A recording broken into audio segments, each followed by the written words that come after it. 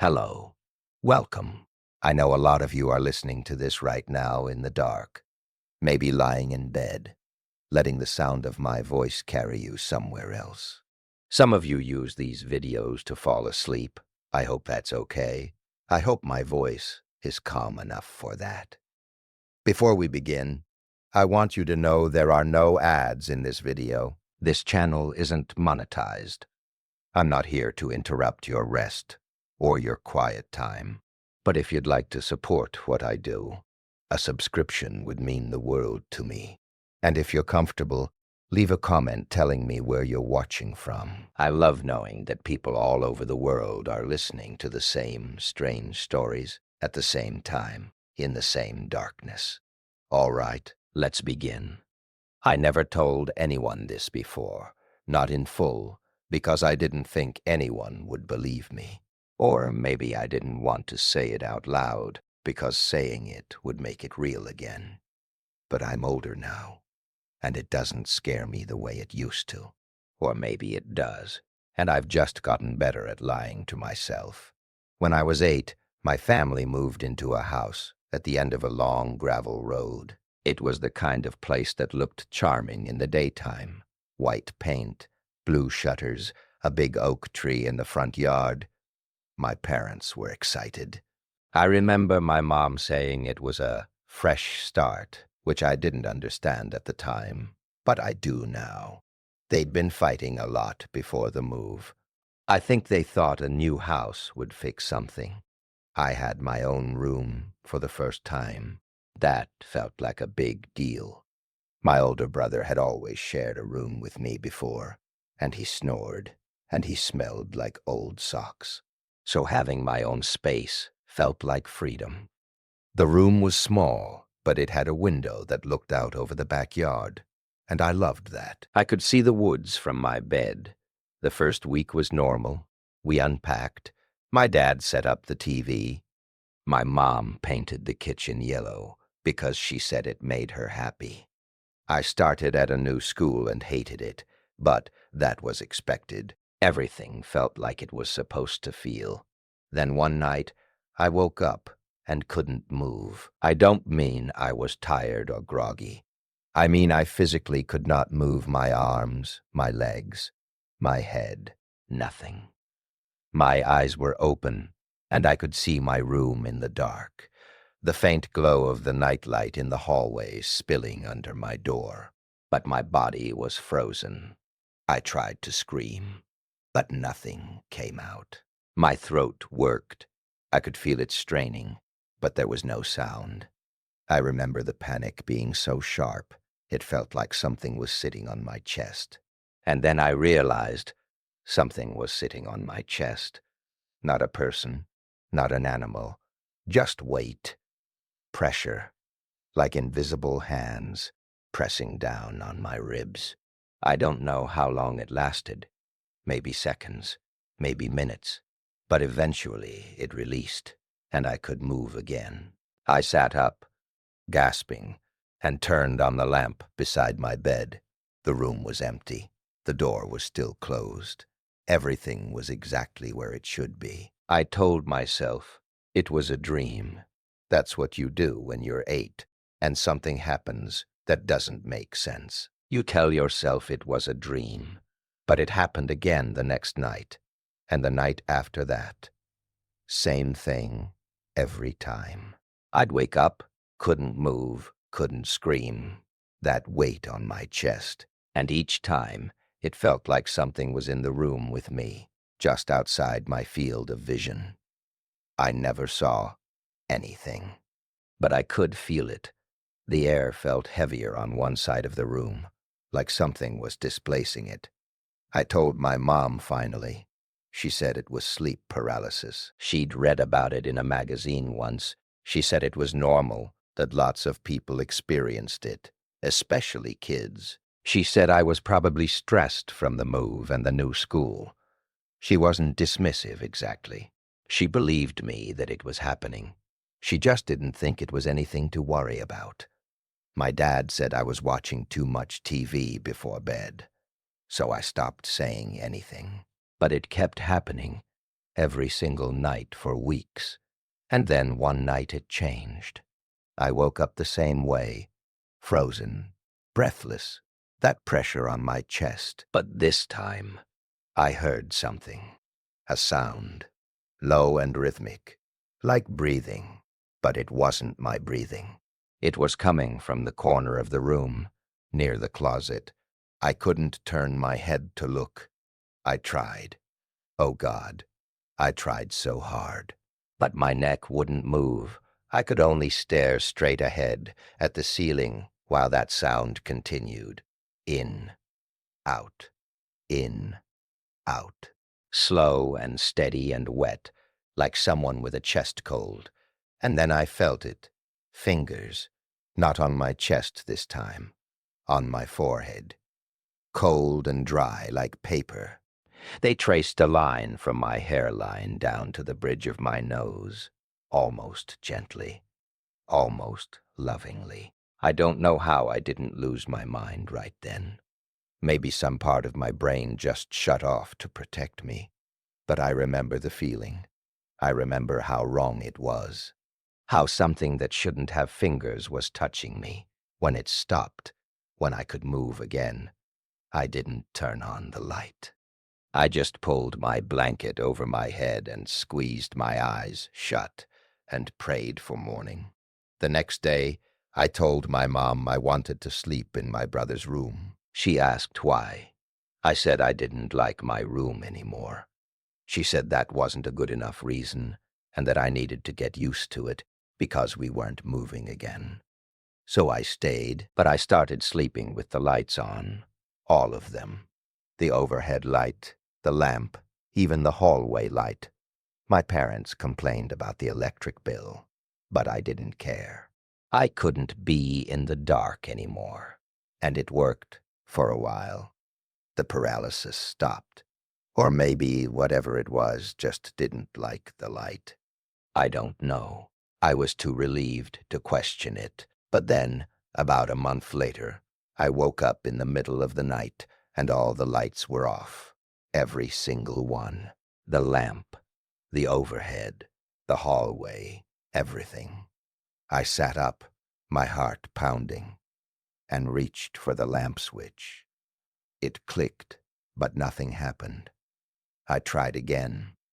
Nothing. I tried the overhead light. Nothing. The power was out. That's what I told myself. A storm must have knocked it out.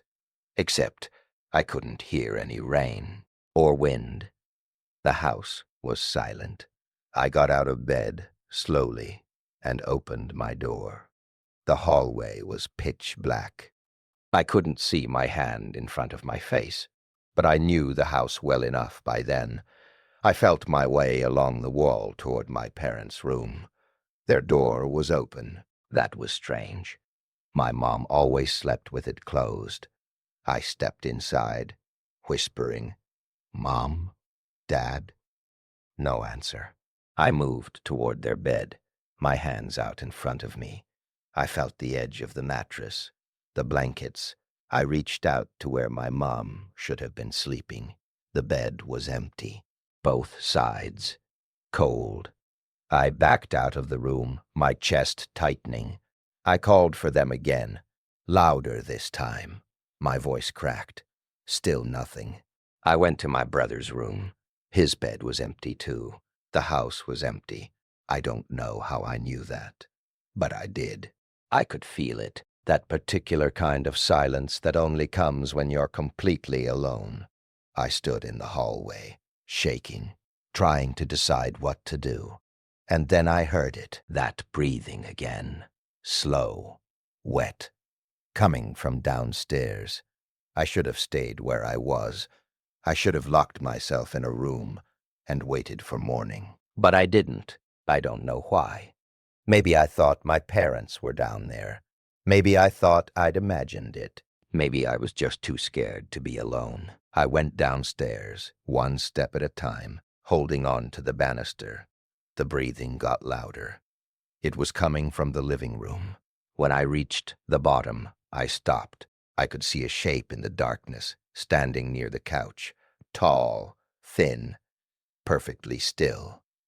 I don't remember deciding to speak, but I heard my own voice, small and shaking, say, "Mom?" The shape didn't move, but the breathing stopped. And then the lights came on, all of them. All at once, so bright it hurt. My parents were standing in the kitchen, staring at me.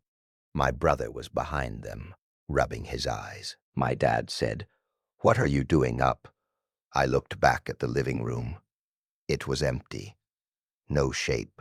Nothing. I said, "The lights were off." My mom frowned and said, "No, they weren't. We heard you walking around and came to check on you." I looked at the lamp in the living room, the one I'd tried to turn on upstairs.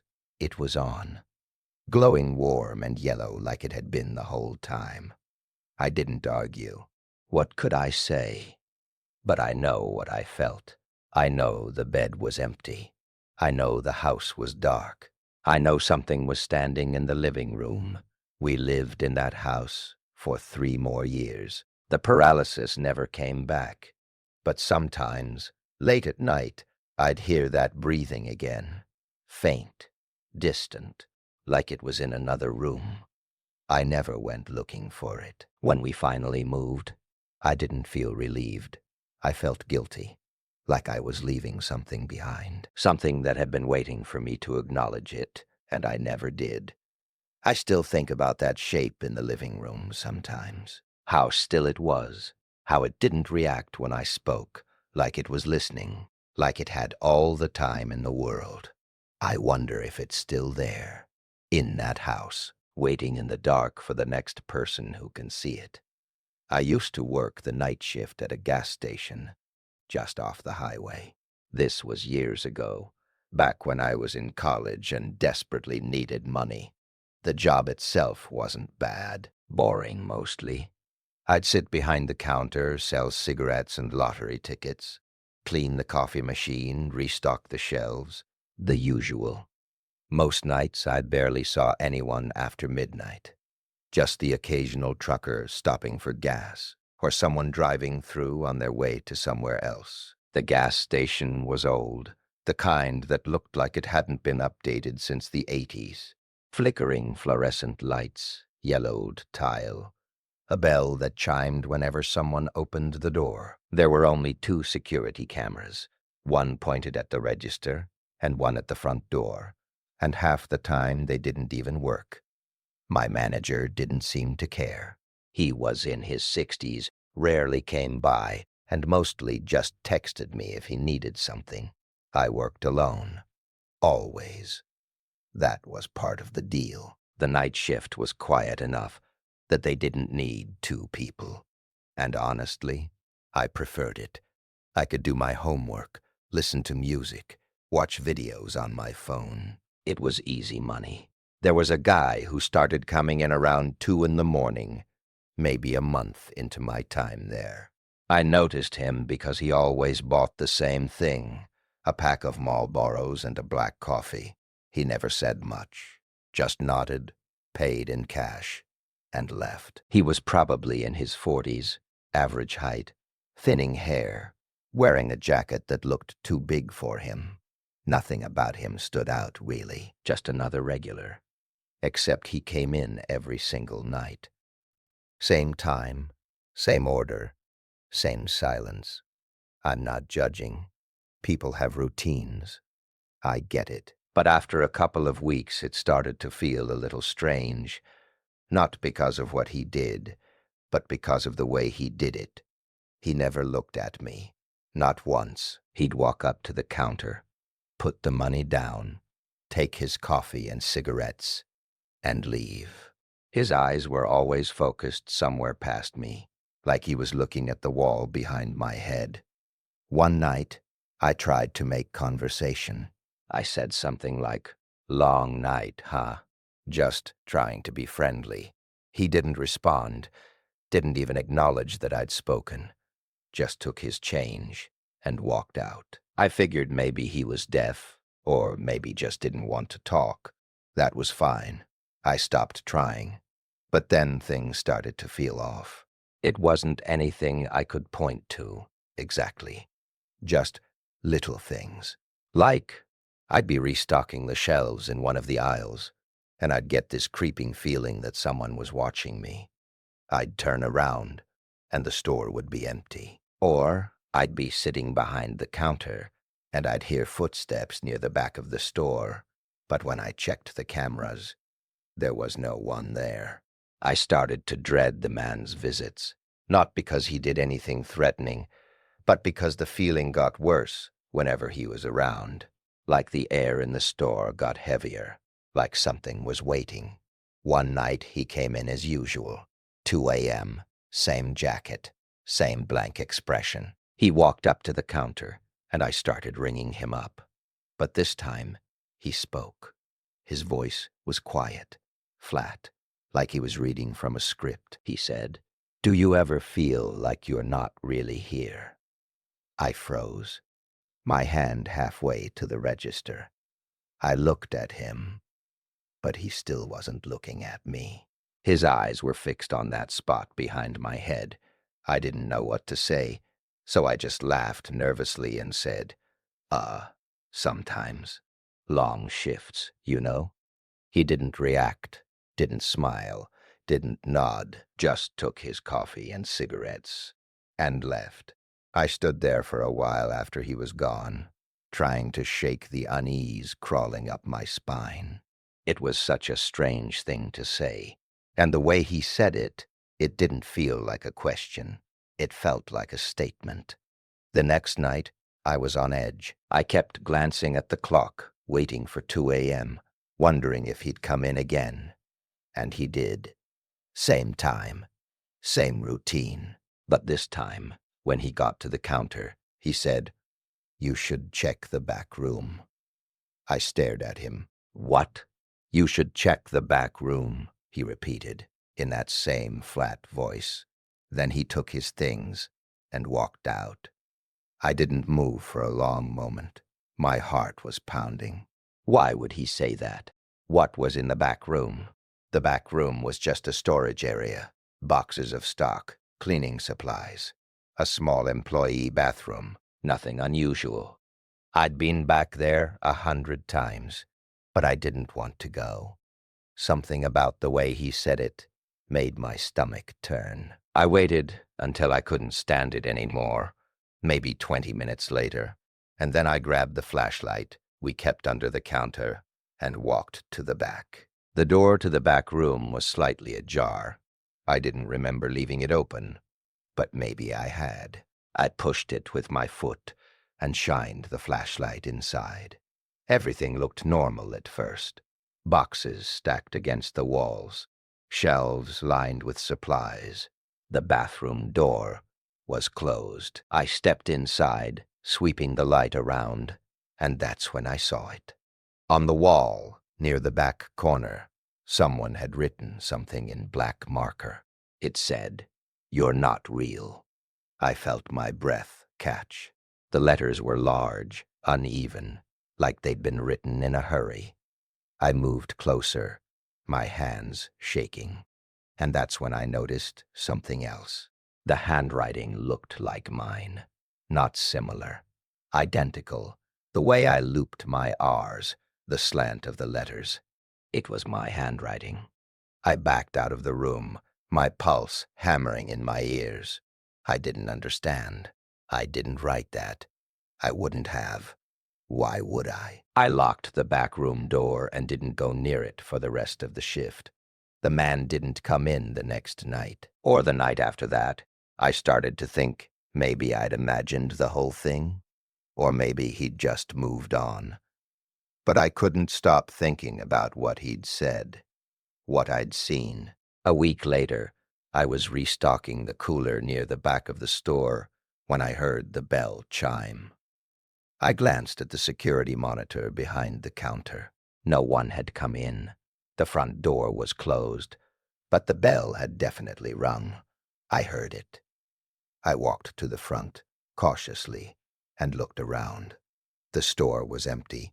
The door was shut. I checked the camera footage, rewinding it a few seconds. Nothing. No one had entered. And then I saw something that made my blood run cold. On the monitor, in the feed from the camera pointed at the register, I could see myself standing behind the counter. But I wasn't behind the counter. I was standing near the front door looking at the monitor. I turned around slowly, my heart racing. The store was empty. I was alone, but on the screen, I could still see myself standing behind the counter, staring straight ahead, unmoving. I don't know how long I stood there, frozen, staring at the monitor. Eventually, the image flickered and went back to normal. Just an empty counter. No me. I quit the next day. I didn't give notice. I didn't explain. I just left my keys on the counter and walked out. I don't know what was happening in that place. I don't know if the man was real, or if I wrote that message on the wall and forgot, or if the cameras were malfunctioning. I've tried to come up with explanations that make sense, but none of them do. What I do know is that sometimes, late at night, I still feel like I'm standing in that gas station, like I never really left, like some part of me is still there, behind the counter, staring at a camera that shows me something I'm not ready to see. And I wonder if the man was trying to warn me, or if he already knew. My grandmother died when I was 15. I wasn't particularly close to her, but I wasn't distant either. She lived a few hours away, and we visited her a few times a year. She was the kind of old woman who smelled like lavender and old books, who always had hard candy in her pockets and a slight smile on her face, like she knew something you didn't. After she died, my mom inherited her house. It was a small, two-story place in the countryside, surrounded by fields and trees. My mom didn't want to sell it right away. She said she needed time to go through my grandmother's things to decide what to keep and what to donate. So for a few months, the house just sat there, empty and waiting. One weekend, my mom asked me to come with her to help sort through some of the boxes in the attic. I didn't want to. I had plans with friends, and the idea of spending a Saturday in a dusty attic didn't appeal to me. But she gave me that look, half guilt trip, half pleading, and I caved. We drove out early in the morning. The house looked smaller than I remembered, and sadder somehow. The grass had grown too long, and the windows looked dark even though it was the middle of the day. Inside, everything was exactly as my grandmother had left it. Her knitting basket on the couch, her reading glasses on the side table, a half-finished crossword puzzle on the kitchen counter. It felt wrong, like we were intruding on something private. My mom started in the living room, and I headed upstairs to the attic. The pull-down ladder creaked as I climbed up, and the air was thick with dust and heat. There were boxes everywhere, stacked haphazardly, labeled in my grandmother's shaky handwriting. Christmas decorations, old clothes, photo albums. I started opening them one by one, not really sure what I was looking for. Most of it was junk.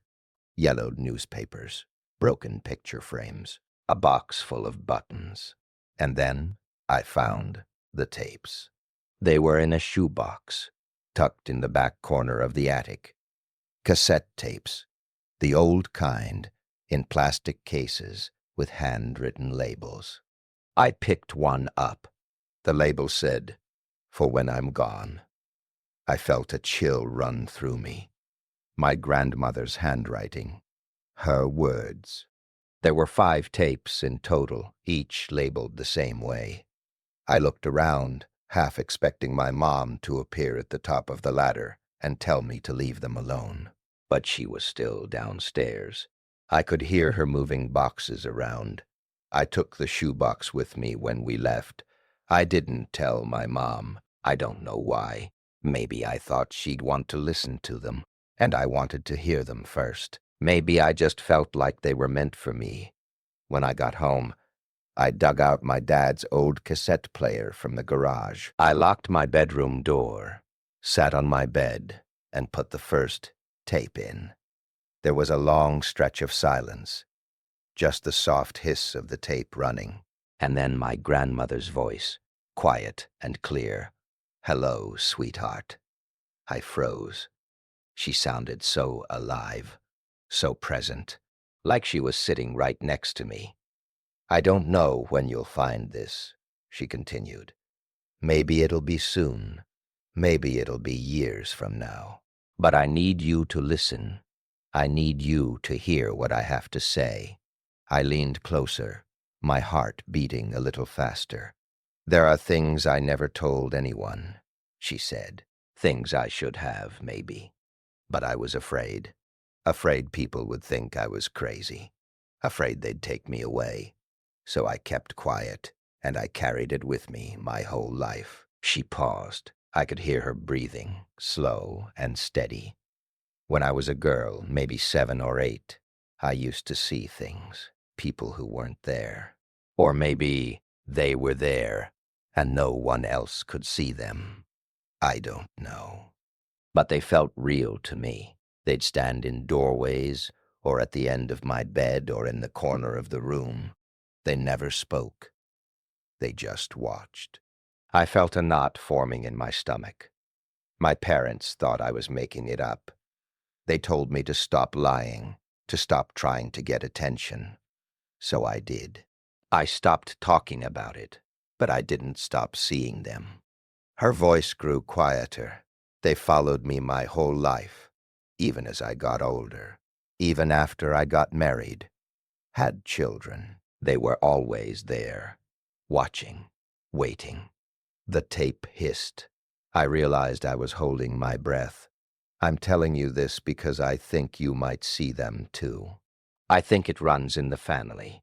And if you do see them, I need you to know something." She paused again, longer this time. "Don't acknowledge them. Don't look at them. Don't let them know you can see them, because the moment you do, they'll know. And once they know, they won't leave you alone." The tape ended with a soft click. I sat there, staring at the cassette player, my hands trembling. What was she talking about? I'd never seen anything like that. Never. But even as I thought it, I felt a creeping doubt, because there were times, growing up, when I'd felt like someone was watching me. Times when I'd turn around and swear I'd seen something out of the corner of my eye, just for a second, before it disappeared. I told myself it was nothing, just shadows, just my imagination. I didn't listen to the other tapes that night. I couldn't. I put them back in the shoebox and shoved it under my bed, but over the next few days, I couldn't stop thinking about what she'd said. And I started noticing things, like the way the hallway outside my room always felt colder than the rest of the house, or the way my bedroom door would sometimes be open in the morning, even though I always closed it before bed, or the way I'd catch movement in the mirror just for a split second when I knew I was alone. A week later, I listened to the second tape.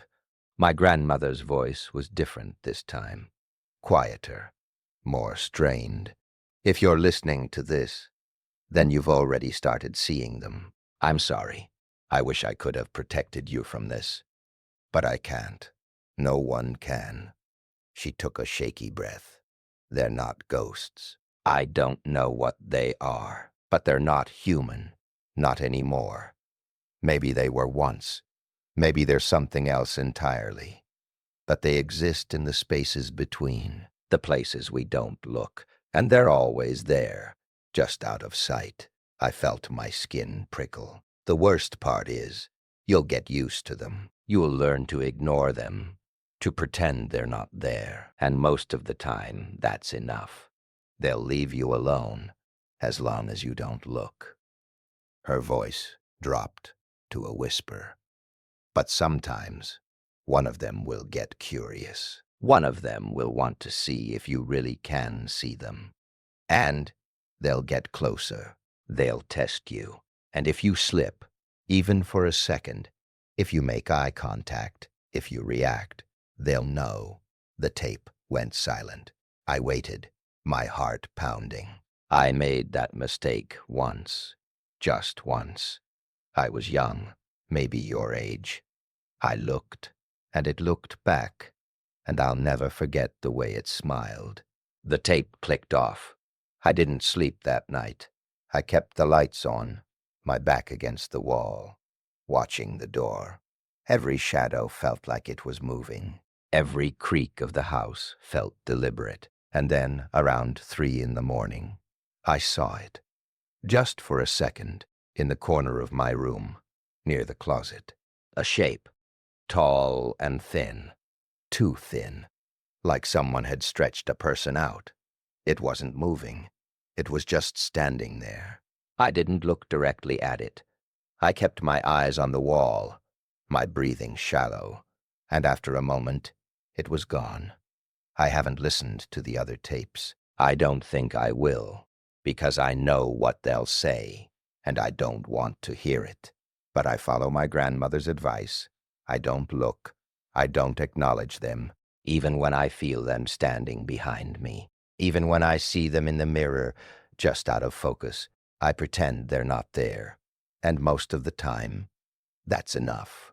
There was a year in my life that I can't fully remember, not because of trauma or injury or anything like that. It's just missing, blurred, like someone took an eraser to parts of my memory and left only vague impressions behind. It was the year I turned 23. I know I was working at a call center. I know I had an apartment downtown. I know I had a girlfriend named Sarah, though I can't remember her face clearly anymore, which bothers me. But beyond those basic facts, everything else is hazy, fragmented. I didn't realize how bad it was until a few years later, when I ran into an old coworker at a coffee shop. Her name was Jenna. We'd worked in the same department at the call center, and we used to get lunch together sometimes. She recognized me immediately, hugged me, asked how I'd been.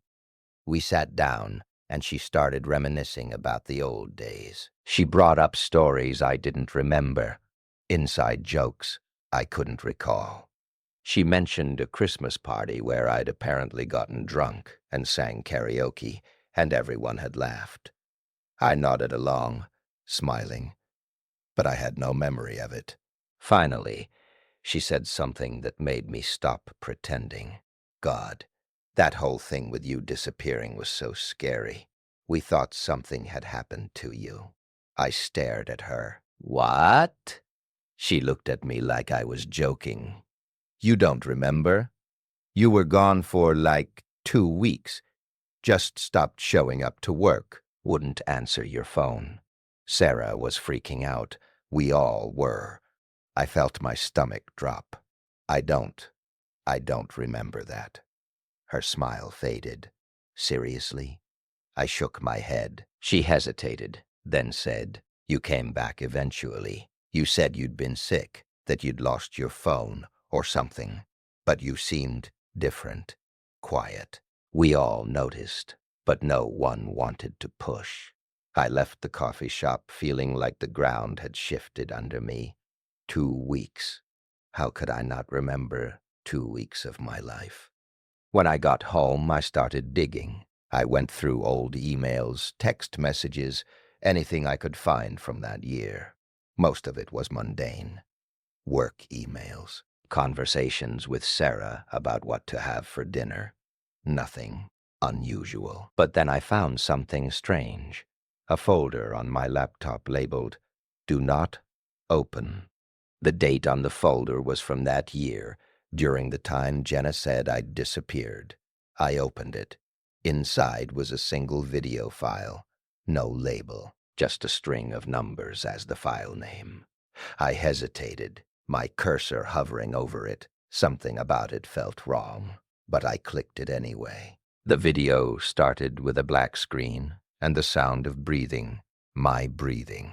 I realized I recognized the rhythm of it, the slight wheeze I get when I'm anxious. Then the camera turned on. It was pointing at my face. I was sitting in my apartment in my bedroom, late at night. The timestamp in the corner said 2:47 a.m. I looked terrible. My eyes were bloodshot, my hair greasy, my face pale.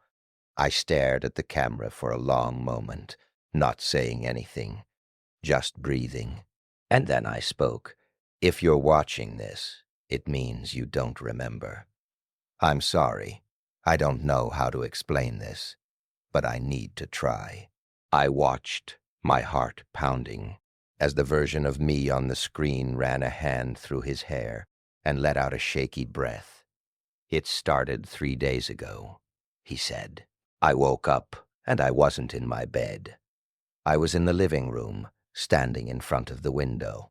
I don't know how I got there. I don't remember walking.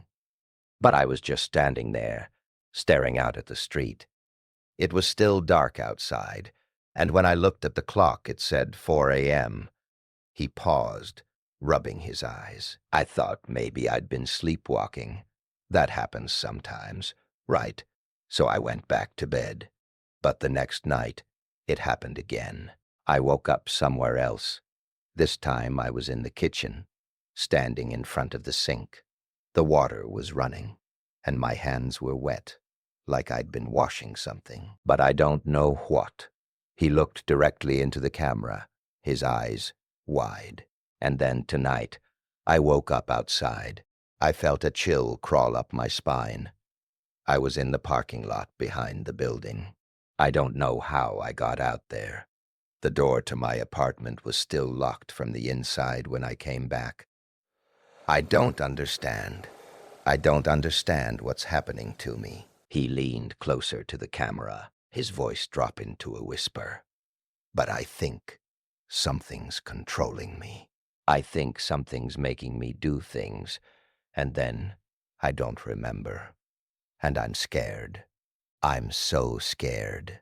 The video cut to black. I sat there staring at the screen, my hands shaking. I didn't remember recording that. I didn't remember any of it. I checked the folder again. There was another video file. I almost didn't open it, but I had to know. The second video was longer. Same setup.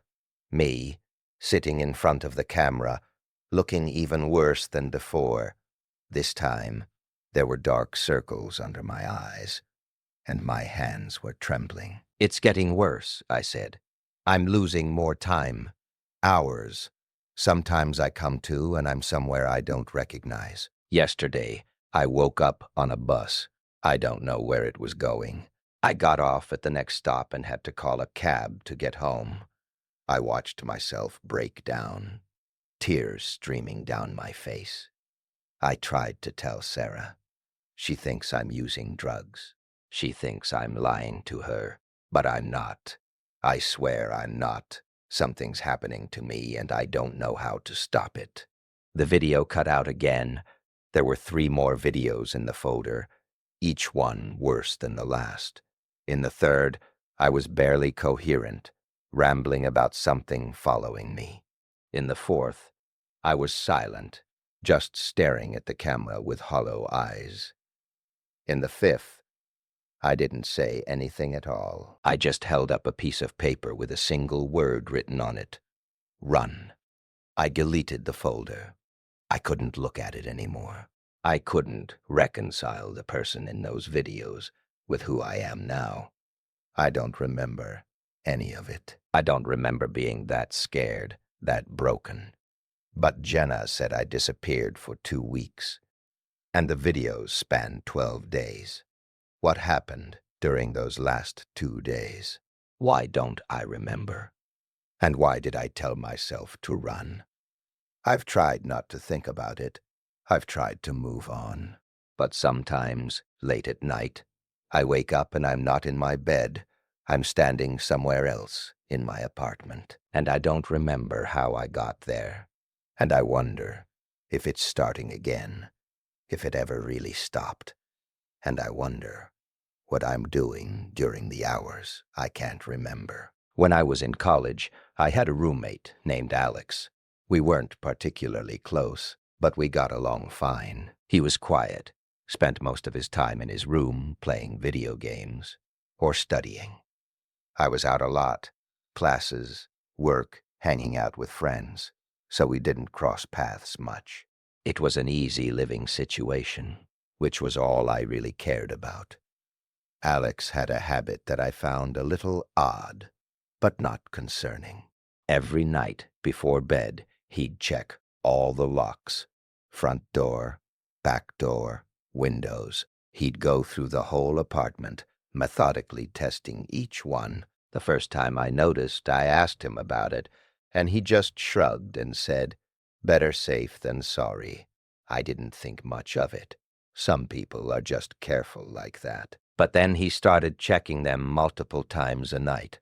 I'd hear him get up around midnight, walking through the apartment, jiggling the door handles. Then again at 2 a.m., then again at 4. It started to affect my sleep, but I didn't say anything because he seemed anxious, and I didn't want to make it worse. One night, I got up to get some water and found him sitting on the couch in the dark, staring at the front door. "You okay?" I asked. He didn't look at me. He just said, very quietly, "Do you ever check the locks?" Sometimes." "Why?" "You should," he said. "You really should." I went back to bed, unsettled, but I chalked it up to stress. Finals were coming up, and Alex had always been a little high-strung. A week later, I came home late from a party. It was around 2 in the morning, and the apartment was dark. I assumed Alex was asleep. I went to the kitchen to grab some food, and that's when I noticed the front door was open. Not wide open, just slightly ajar, enough to let in a sliver of light from the hallway. I frowned and walked over to close it, figuring Alex had forgotten to lock it. But as I reached for the handle, I noticed something. There were scratches on the doorframe, deep ones, like someone had been clawing at it. I closed the door quickly and locked it, my heart starting to race. Then I went to Alex's room and knocked. No answer. I knocked again, louder. "Alex, you awake?" I opened the door. His room was empty. The bed was made, his backpack, his laptop, everything was gone.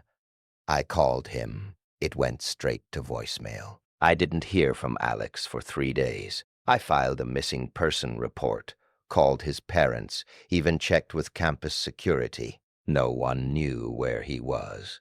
And then, on the 4th day, he came back. I was sitting in the living room when I heard the key in the lock. The door opened, and Alex walked in like nothing had happened. He looked tired, but otherwise normal. "Where the hell have you been?" I asked, standing up. He looked at me, confused. "What do you mean?" "You disappeared. For days." I filed a report. "Your parents have been calling me." He frowned. "I've been here." "No, you haven't. Your room was empty.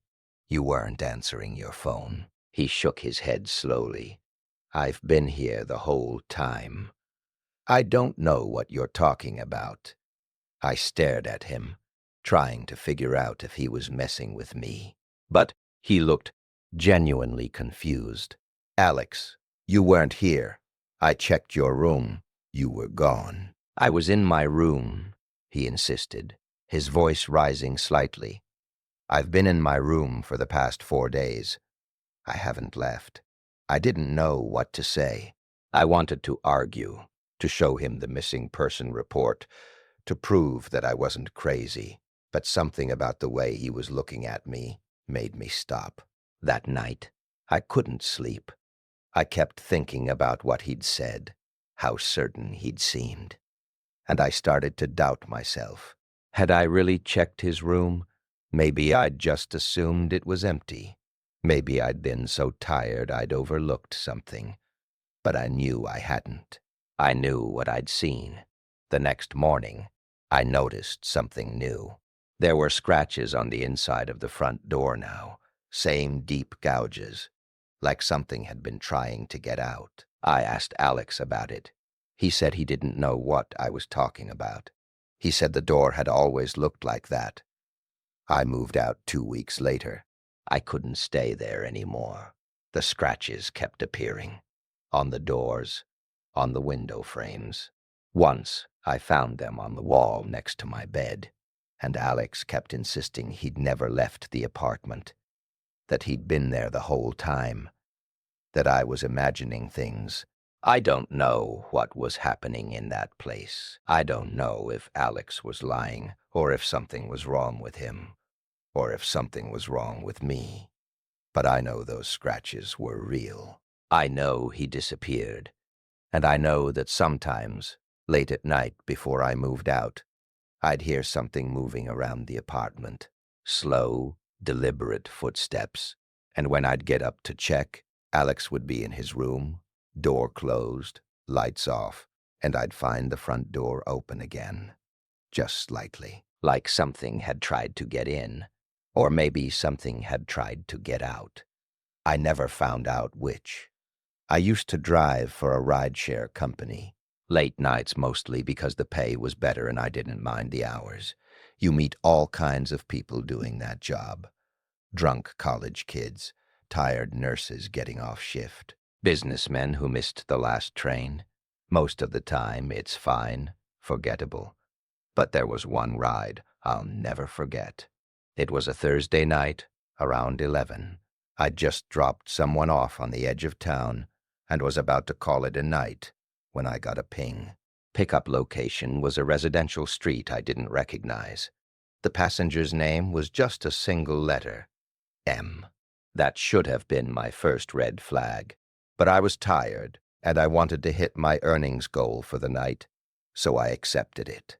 The address led me to a quiet neighborhood, the kind with big old houses set back from the road. The streetlights were spaced far apart, leaving long stretches of darkness between them. I pulled up to the designated spot and checked the app. It said the passenger was nearby. I waited. 1 minute. 2. No one appeared. I was about to cancel the ride when I saw someone standing under a tree about 20 feet away, just standing there, perfectly still, facing the street. I couldn't make out any details, just a silhouette. I rolled down the window. M. The figure didn't move. I called out again, louder. Are you M? Did you request a ride? Slowly, the figure started walking toward the car. Something about the way it moved made my stomach tighten. The gait was stiff, unnatural, like someone who wasn't used to walking. The person, M, I assumed, reached the car and opened the back door without saying a word. The interior light came on, and I got my first good look. It was a man, maybe in his 30s, wearing a dark coat and a baseball cap pulled low over his face. He sat down in the back seat and closed the door. The light went off, plunging us back into darkness. "Where to?" I asked, trying to sound casual. He didn't answer. I glanced at the app. The destination was listed as an address about 15 minutes away, on the outskirts of town. "All right," I said, putting the car in drive. "Let me know if you need anything." Silence. I'm used to quiet passengers. Some people don't want to talk, and that's fine. But this was different. I could see him in the rearview mirror, sitting completely still, hands folded in his lap. He wasn't looking at his phone. He wasn't looking out the window. He was just staring straight ahead, at me. I tried to ignore it. I turned on the radio, low, just to fill the silence. We drove through the empty streets, and I focused on the road, trying not to look in the mirror, but I could feel his eyes on me, unblinking, unmoving. After about 5 minutes, he spoke. Do you ever think about what happens when you die? His voice was flat, emotionless. It made my skin crawl. I forced a laugh. That's a heavy question for a Thursday night. He didn't respond, just kept staring. I drove faster, suddenly desperate to get him out of my car. The streets were deserted, no other cars, no pedestrians, just me and him and the dark. A few minutes later, he spoke again. I died once. I didn't say anything. I didn't know what to say. It was cold, he continued, and quiet. There was nothing, just nothing. And then I woke up. I glanced at the mirror. He hadn't moved. His face was still hidden under the brim of the cap, but I could see his mouth now, a thin line barely moving as he spoke. I don't think I was supposed to wake up, he said. I tightened my grip on the steering wheel. We were almost there. Just a few more minutes. Do you believe in mistakes? He asked. I don't know, I said, my voice tight. I guess. I think I'm a mistake. I didn't respond. I couldn't. My throat felt dry, and my heart was pounding so hard I thought he might hear it. We turned onto the street listed in the app. It was a narrow road, lined with trees, leading into a wooded area. No houses, no lights, just trees and darkness. The destination was at the end of the road. I slowed down as we approached, and that's when I realized something. There was nothing there. No house, no building, just a clearing at the end of the road, surrounded by trees. This is the address, I said, stopping the car. But there's nothing here. He didn't move. Do you want me to take you somewhere else? I asked, my voice shaking now. He tilted his head slightly, and for the first time, I saw his eyes. They were pale, almost colorless, and they were looking right at me in the mirror. You can go now, he said. I didn't need to be told twice. I unlocked the doors, and he got out, slowly, deliberately. He stood by the side of the car for a moment, and then he started walking toward the clearing. I watched him go, my hands trembling. He didn't look back. He just walked into the trees and disappeared. I sat there for a long moment, trying to process what had just happened. And then I looked at the app. The ride had been canceled. It said the passenger had never gotten in the car. I drove home as fast as I could, and I didn't take any more rides that night, or the next night. It took me a week before I could bring myself to drive again. I don't know who or what I picked up that night. I don't know why the ride was canceled or where he really went. But sometimes, late at night, when I'm driving through an empty street, I check the rearview mirror, and I wonder if he's sitting in the back seat again, watching, waiting. I used to work the night shift at a 24-hour drugstore on the edge of town. It wasn't a bad job, really. Quiet most of the time. The kind of place where you'd get maybe 10 customers between midnight and 6 in the morning. Mostly insomniacs buying sleep aids they probably didn't need, or truckers stopping for energy drinks and cigarettes. I didn't mind the solitude. I actually preferred it. During the day, the store was always too bright, too loud, too full of people who wanted to chat while I rang up their purchases. At night, the fluorescent lights hummed softer, and the aisles stretched out, empty and clean. There was a regular who came in every single night around 2:30. I started noticing him after my first week. He was maybe in his 50s, average height, thinning hair, always wore the same brown jacket. He never bought much, sometimes a pack of gum, sometimes a bottle of water, but he'd walk every single aisle before he came to the register. Every single one. He'd go slowly, looking at the shelves like he was searching for something specific, but his cart was always empty, except for that one small item. I never thought much of it at first. People have routines, especially people who are awake at 2:30 in the morning. I figured maybe he had insomnia, and walking the store was part of how he tired himself out. But then I started noticing smaller things. He never looked at me directly, not once. When he'd hand me his money, he'd be looking just past my shoulder, at the wall behind me, and he never spoke. Not a single word, even when I'd say the total. Even when I'd ask if he wanted a receipt, he'd just nod or shake his head slightly, still staring at that spot behind me. One night, about 3 months into the job, I decided to watch him on the security monitors. We had cameras covering every aisle, and the back office had a wall of small screens showing different angles of the store. I waited until he came in, heard the door chime, and then I slipped into the office. I watched him start at the front of the store, in the seasonal aisle. He moved slowly, deliberately. His head would turn left, then right, scanning the shelves, but his expression never changed. Blank. Almost like he was sleeping with his eyes open. He moved to the next aisle, then the next. Health and beauty, medications, snacks. Each time, the same slow walk, the same scanning motion. But here's what made my skin prickle. In the cleaning supplies aisle, he stopped, just stopped in the middle of the aisle, and stood completely still for maybe 2 full minutes. He wasn't looking at anything specific. He was just standing there, facing the shelf, not moving at all. I leaned closer to the monitor. I could see his shoulders weren't even rising and falling. It was like he wasn't breathing. Then, just as suddenly, he continued walking.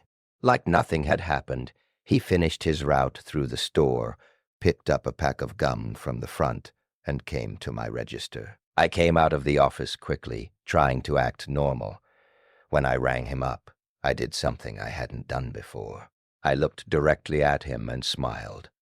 "Have a good night," I said, really emphasizing it, trying to get him to look at me. He didn't. He stared at the space behind my left shoulder, handed me exact change, and left without a sound. After that night, I started feeling uneasy about his visits. I couldn't explain why. He wasn't threatening. He didn't do anything wrong. But there was something profoundly off about the whole thing, something that made the store feel different after he left, like the air was thicker. I mentioned him to my manager once, casually, during a shift handoff. "Hey, you know that guy who comes in every night around 2:30? Always walks every aisle." She looked at me blankly. "I don't do overnights," she said. "You'd have to ask Dennis." Dennis was the guy who worked the shift before mine, 6 p.m. to midnight. So I asked Dennis the next time I saw him. He frowned. 2:30? No, man. I leave at midnight. Place is dead by then, usually. I explained what the guy looked like. The brown jacket. The routine. Dennis shook his head. Doesn't ring a bell. But hey, you get all kinds of weird during graveyard. That should have been the end of it. But it wasn't. Because a few nights later, the man came in at 2:30, like always. And this time, when he was walking the aisles, I decided to follow him. Not closely. I stayed maybe 2 aisles over, parallel to him, pretending to stock shelves. I wanted to see what he was actually looking at, if there was any pattern to it. He moved through his route. When he got to the cleaning supplies aisle again, he stopped in the exact same spot as before. I was 1 aisle over, crouched down, watching him through the gap in the shelves. He stood there, motionless. I held my breath, and then I saw it. His lips were moving. He was saying something, over and over, silently. I couldn't hear any sound, but I could see his mouth forming words, repeating the same short phrase, again and again. I felt my heart beat in my throat. I didn't want to get closer. but I needed to know what he was saying.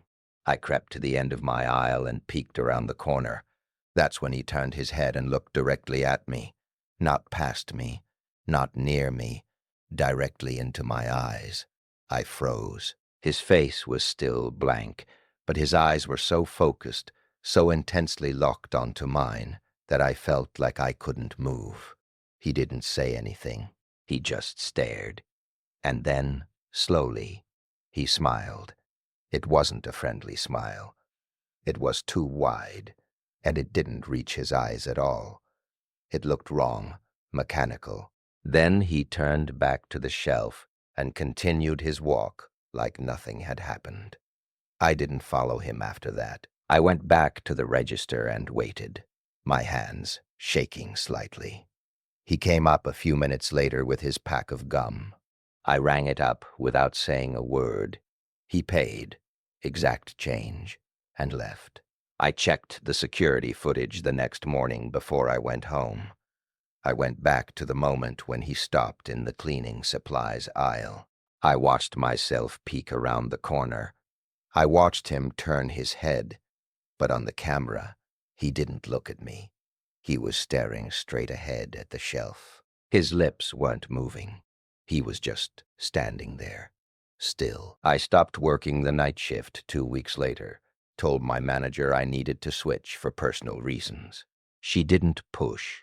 I never saw him again, but sometimes, late at night when I can't sleep, I think about what he might have been saying in that aisle. And I think about the fact that the cameras didn't show what I saw. I don't know which version was real. When I was 12, my family moved into a house at the end of a cul-de-sac in a suburb that was still being developed. Ours was one of only 4 houses finished on the street. The rest of the lots were empty, just dirt and wooden frames and stacks of materials covered in tarps. It felt isolated in a strange way, even though we were only 15 minutes from the city. During the day, construction crews would be hammering and sawing, but at night it was completely silent. No cars, no neighbors outside, just the sound of wind moving through the unfinished structures. My bedroom was on the 2nd floor facing the backyard. We had a wooden fence, and beyond that was a stretch of undeveloped land, mostly tall grass and a few scattered trees. My parents told me that eventually another row of houses would be built back there, but for now, it was empty.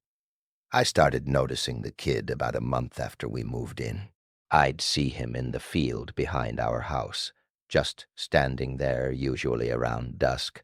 He looked about my age, maybe a little younger. He wore a red hoodie and jeans, and he'd just stand in the same spot, facing our house. At first, I thought maybe he lived in one of the other finished houses and was just exploring, but I never saw him walk up or leave. He'd just be there one moment when I looked out my window, and then gone the next time I checked. I asked my parents if they'd seen him. My mom said no. My dad barely looked up from his newspaper. Probably one of the construction workers' kids, he said. Don't bother them. But the kid wasn't bothering anyone. He was just standing there, watching. After a few weeks, I started waving at him. I don't know why.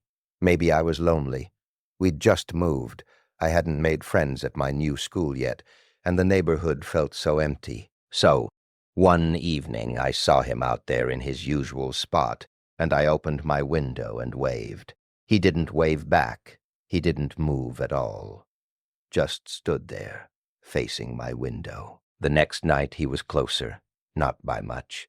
Maybe 10 feet closer to the fence, still standing in the same position, hands in his hoodie pockets, face tilted up toward my window.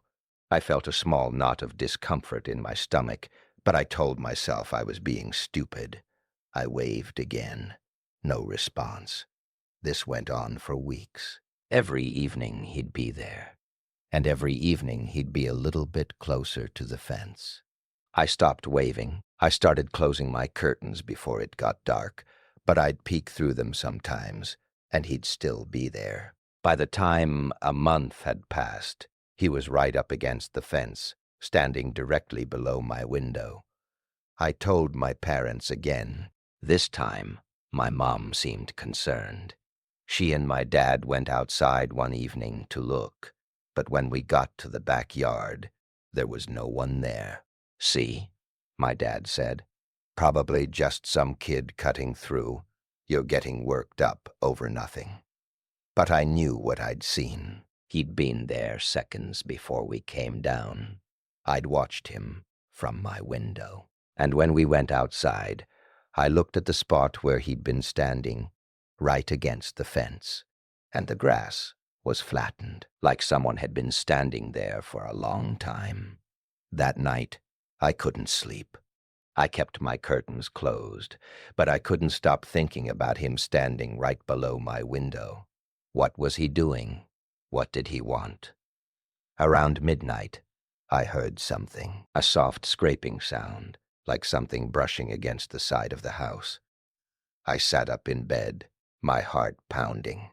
The sound continued. Scrape, scrape, scrape, rhythmic and slow. I didn't want to look. Every part of me was screaming not to look. But I couldn't just lie there. I got out of bed and crept to the window. My hands were shaking as I pulled the curtain back just an inch. He was there, but he wasn't on the ground. He was right outside my window. His face was inches from the glass, pale and expressionless. His eyes were open wide, unblinking, staring directly at me. His hands were pressed flat against the window. That was the scraping sound. His fingers slowly dragging down the glass. I jumped back and screamed. My parents rushed in, turned on the lights, pulled the curtains open wide. Nothing. No one there. My dad went outside with a flashlight and checked the whole yard. He came back shaking his head. "There's no one out there, sport. No ladder, no footprints, nothing. But I saw him. I saw his face. I saw his hands on the glass." My parents thought I had a nightmare. They tried to comfort me, told me it wasn't real. But I knew better. The next morning, I went outside and looked at my window from the ground. My bedroom was on the second floor. There was no way to reach it without a ladder. The side of the house was smooth siding. Nothing to climb. I refused to sleep in that room after that. I camped out on the couch in the living room for weeks. My parents were frustrated, but they didn't force me. Eventually, my dad installed a motion sensor light in the backyard, hoping it would make me feel safer. It didn't, because the kid didn't stop. I'd see him from other windows now. From the living room, I'd catch glimpses of him standing at the edge of the property. From the kitchen, I'd see him near the side gate, always just standing, always watching. And always, every time I saw him, he was closer than the time before. One night, my parents went out to dinner and left me home alone for a few hours. I was 13 by then. Old enough, they said. I locked every door and turned on every light in the house. I sat in the living room with the TV on, trying to distract myself, but I couldn't shake the feeling that I was being watched. Around 8 o'clock, I heard a knock on the front door. 3 slow, deliberate knocks. I froze. We didn't get visitors. No one else lived on our street yet. I crept to the door and looked through the peephole. It was him, the kid in the red hoodie, standing on our porch. His face was tilted up, looking directly at the peephole, like he knew I was looking. His expression was blank, but his eyes were wrong. Too wide, too empty. I'd backed away from the door. He knocked again, 3 more times. Slow, deliberate. I didn't answer. I ran to the kitchen and grabbed my mom's cell phone from where she'd left it charging. I thought about calling the police, but what would I say? "There's a kid knocking on my door?" The knocking stopped. I stood in the kitchen holding the phone. barely breathing. The house was completely silent, except for the hum of the refrigerator. And then I heard it. The back door.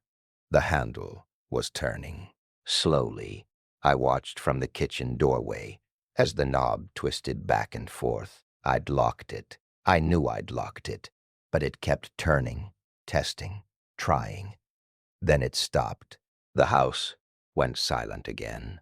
I didn't move for maybe 10 minutes. When I finally worked up the courage to check the back door, it was still locked. I looked out the window into the yard.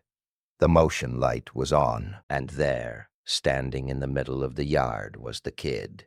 He was facing the house, facing me. And then he lifted one hand and waved, the same wave I'd given him months ago. Slow, deliberate. My parents came home an hour later and found me sitting on the floor of the living room, all the lights on, clutching the phone. I tried to explain, but they didn't believe me. They checked the locks. Everything was secure. "You've got to stop this," my dad said, and he sounded angry. "There's no kid. You're making yourself crazy." We moved out of that house 6 months later. Not because of the kid. My dad got a job in another state. But on our last night there, after everything was packed, I went up to my old bedroom one final time. I looked out the window at the empty field behind the house, and he was there, standing in his original spot, far out in the grass, the red hoodie, the hands in the pockets. He was too far away for me to see his face clearly, but I knew he was looking at me. I don't think he was ever real, not in the way we think of real, but I also don't think I imagined him. There's a difference, I've learned, between something being in your head and something being not quite in the world. Some things exist in between, and those are the things that never really leave you. I need to tell you about the voicemails. I don't talk about this much because it sounds insane, and I've never been able to explain it in a way that makes sense. But it happened. It's still happening, in a way. About 4 years ago, my phone started receiving voicemails from my own number.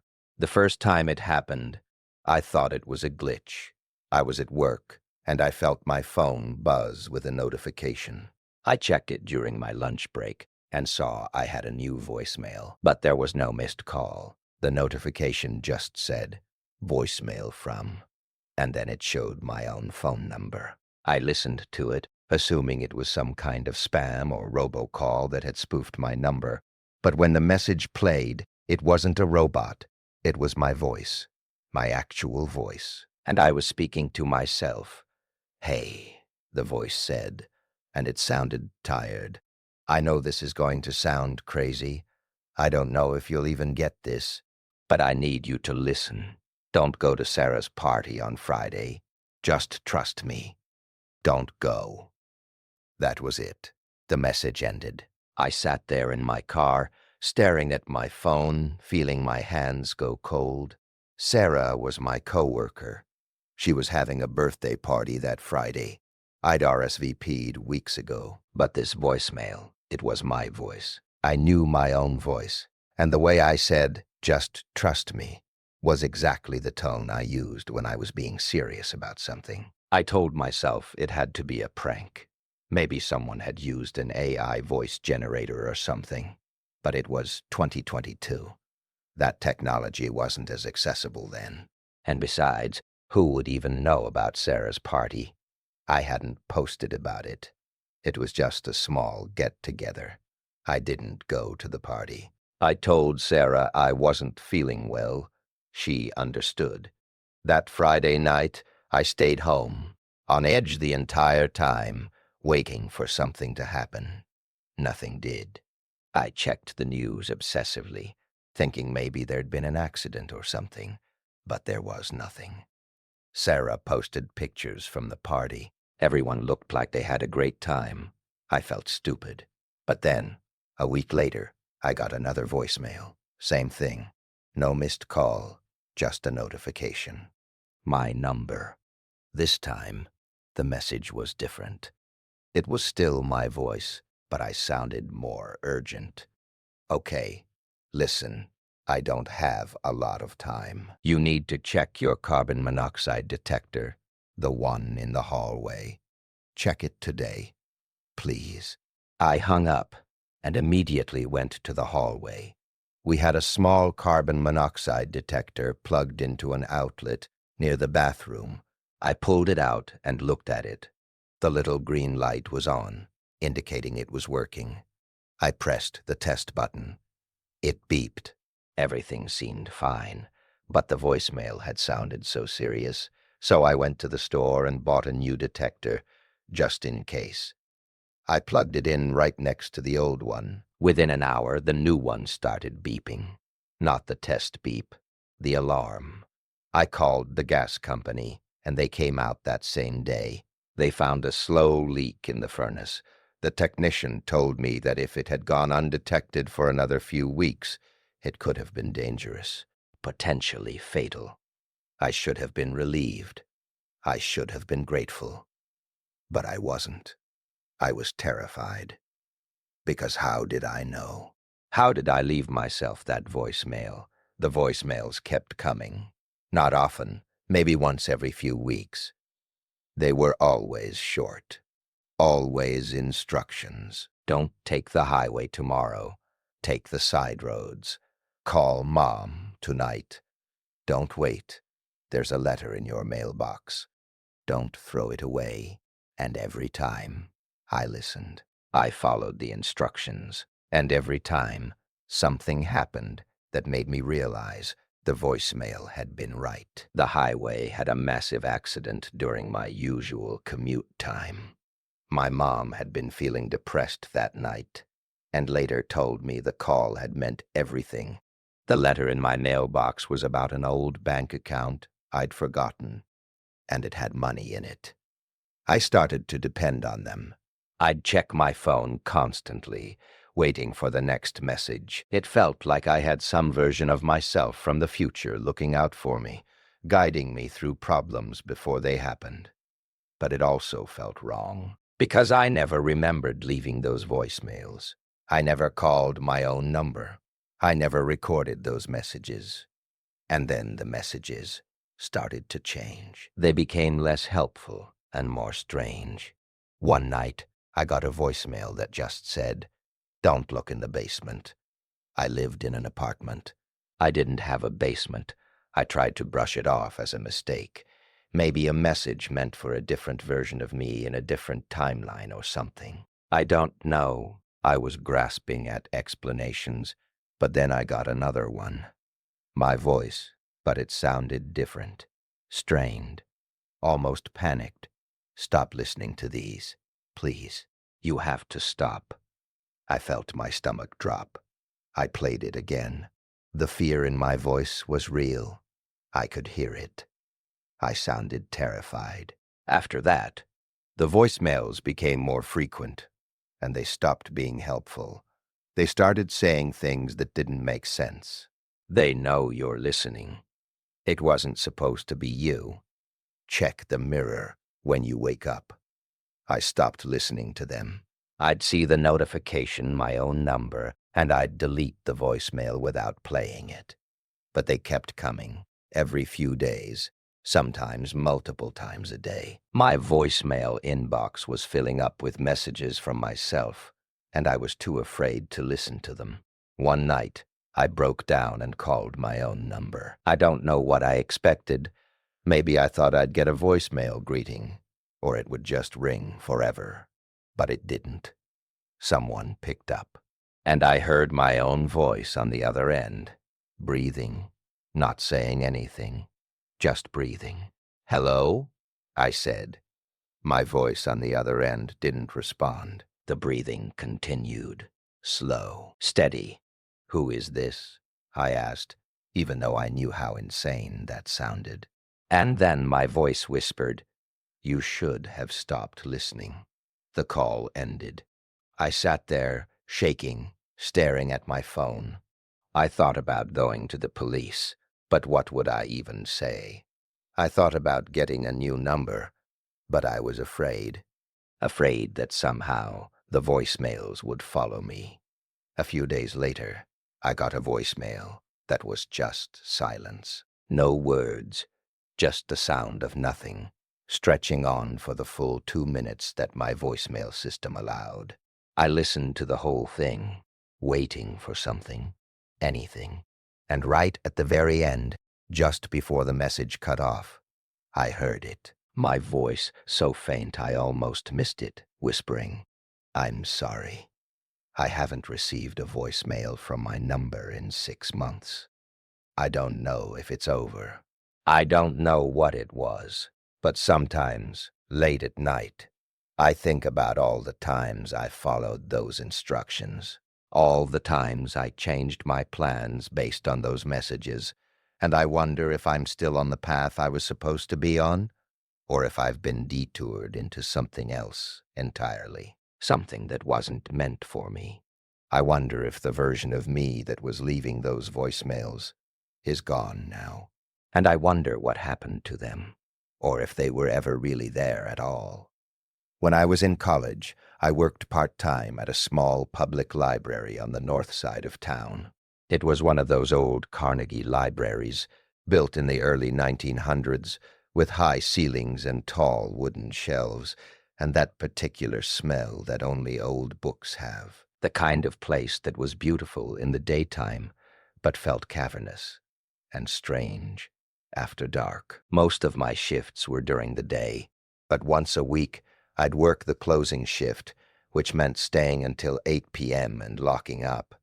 I didn't mind it. The library was usually empty by 7, and I'd spend the last hour reshelving books, tidying up, and doing the final walkthrough to make sure no one was still inside.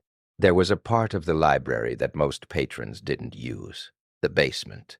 Technically, it was open to the public, but the only things down there were old archives, local history collections, and outdated reference books that no one had touched in decades. The basement was divided into 2 sections: the main room, which had metal shelves and filing cabinets, and a smaller back room that was used for storage. The back room was always locked. I'd asked my supervisor about it once, and she'd just shrugged.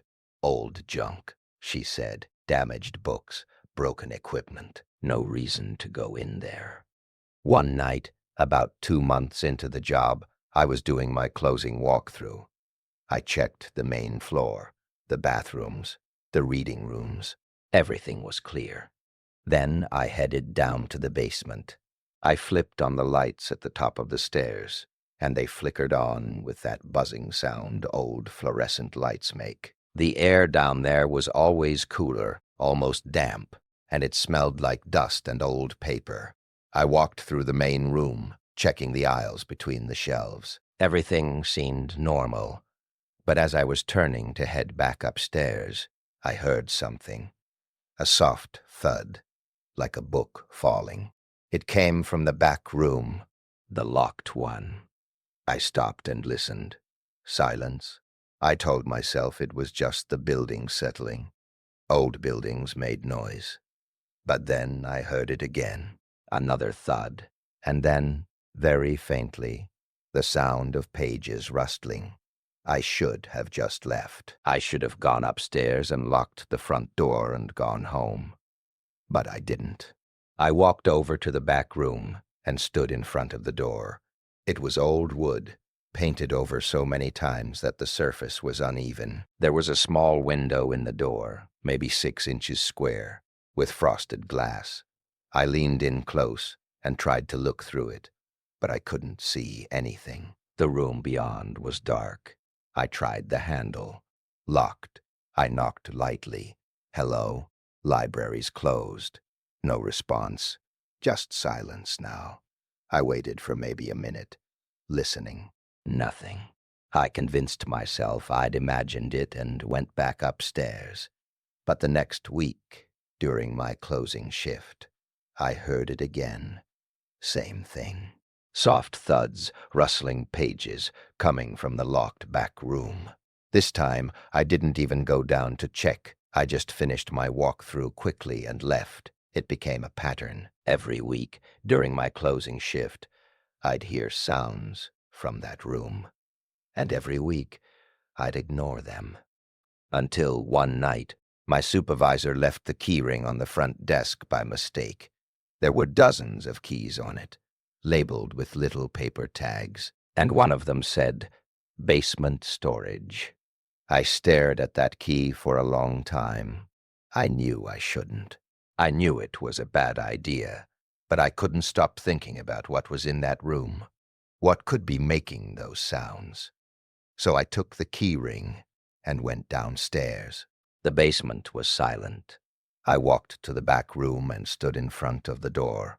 My hand was shaking as I flipped through the keys and found the one labeled Basement Storage.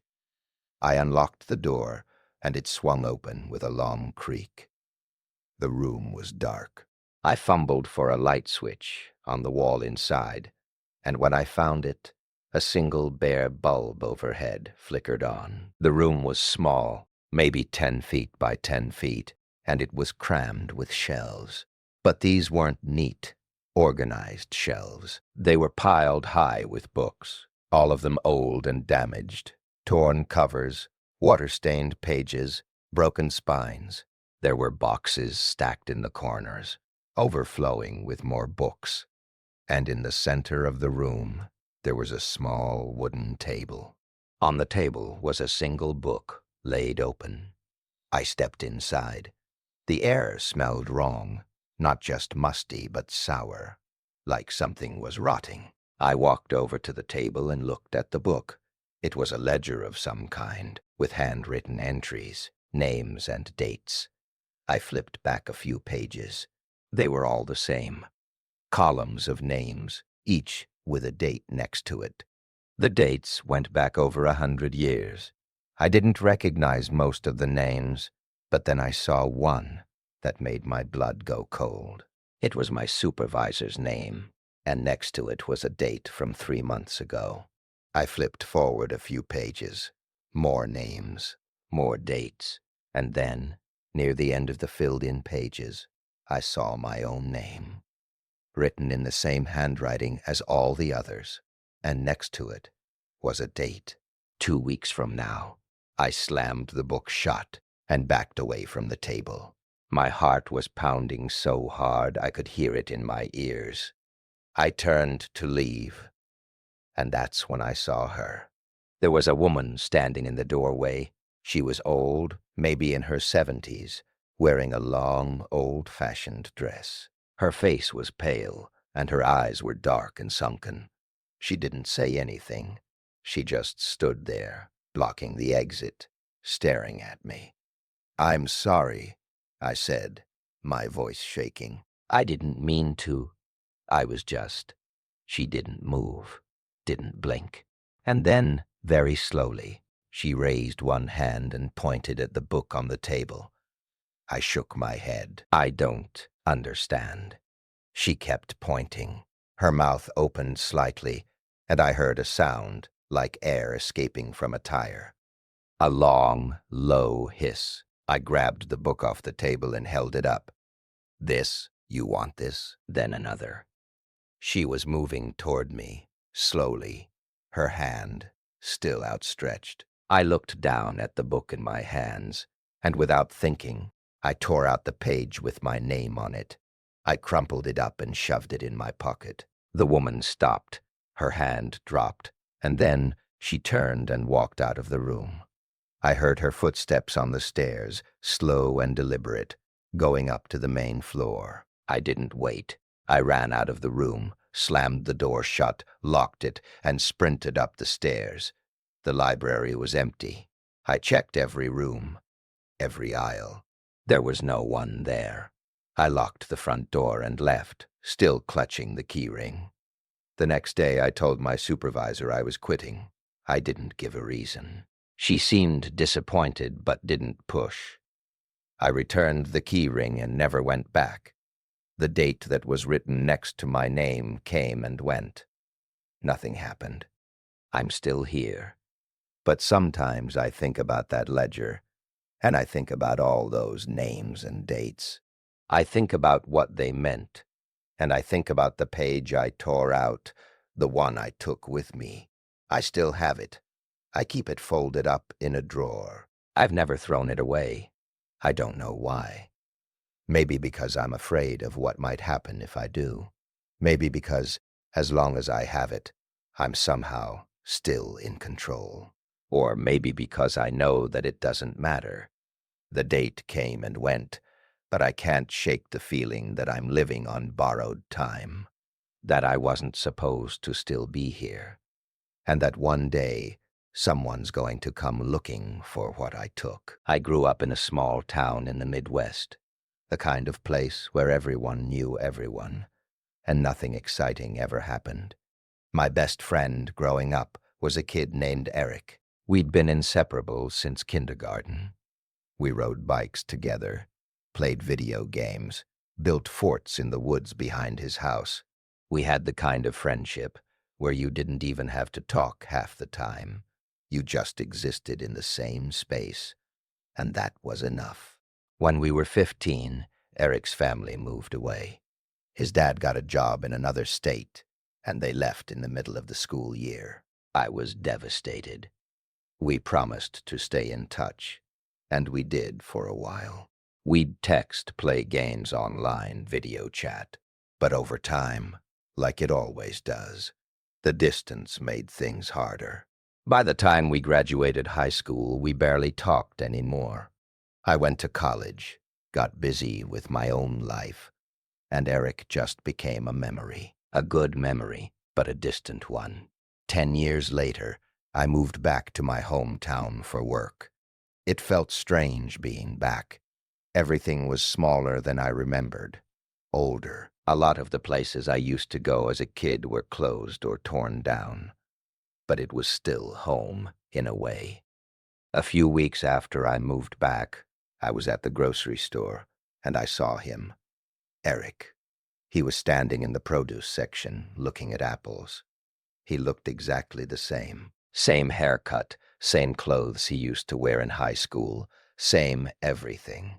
I felt this rush of excitement and nostalgia, and I walked over to him. "Eric," I said, grinning. "Holy shit, man, is that you?" He turned and looked at me, and for a second there was no recognition in his eyes, just a blank stare. But then he smiled, and it was like flipping a switch. "Oh my God," he said. "Hey, how are you?" We hugged, and I started talking a mile a minute, asking him when he'd moved back, what he'd been up to, why he hadn't reached out. He answered all my questions, but his responses were vague. "Yeah, I moved back a few months ago. Just been keeping busy, you know." We exchanged numbers and made plans to grab a beer that weekend. I was so happy to have him back in my life. It felt like no time had passed at all. We started hanging out regularly. We'd meet at the bar downtown, or I'd go over to his apartment. He lived alone in a small studio on the east side of town. It was weirdly empty.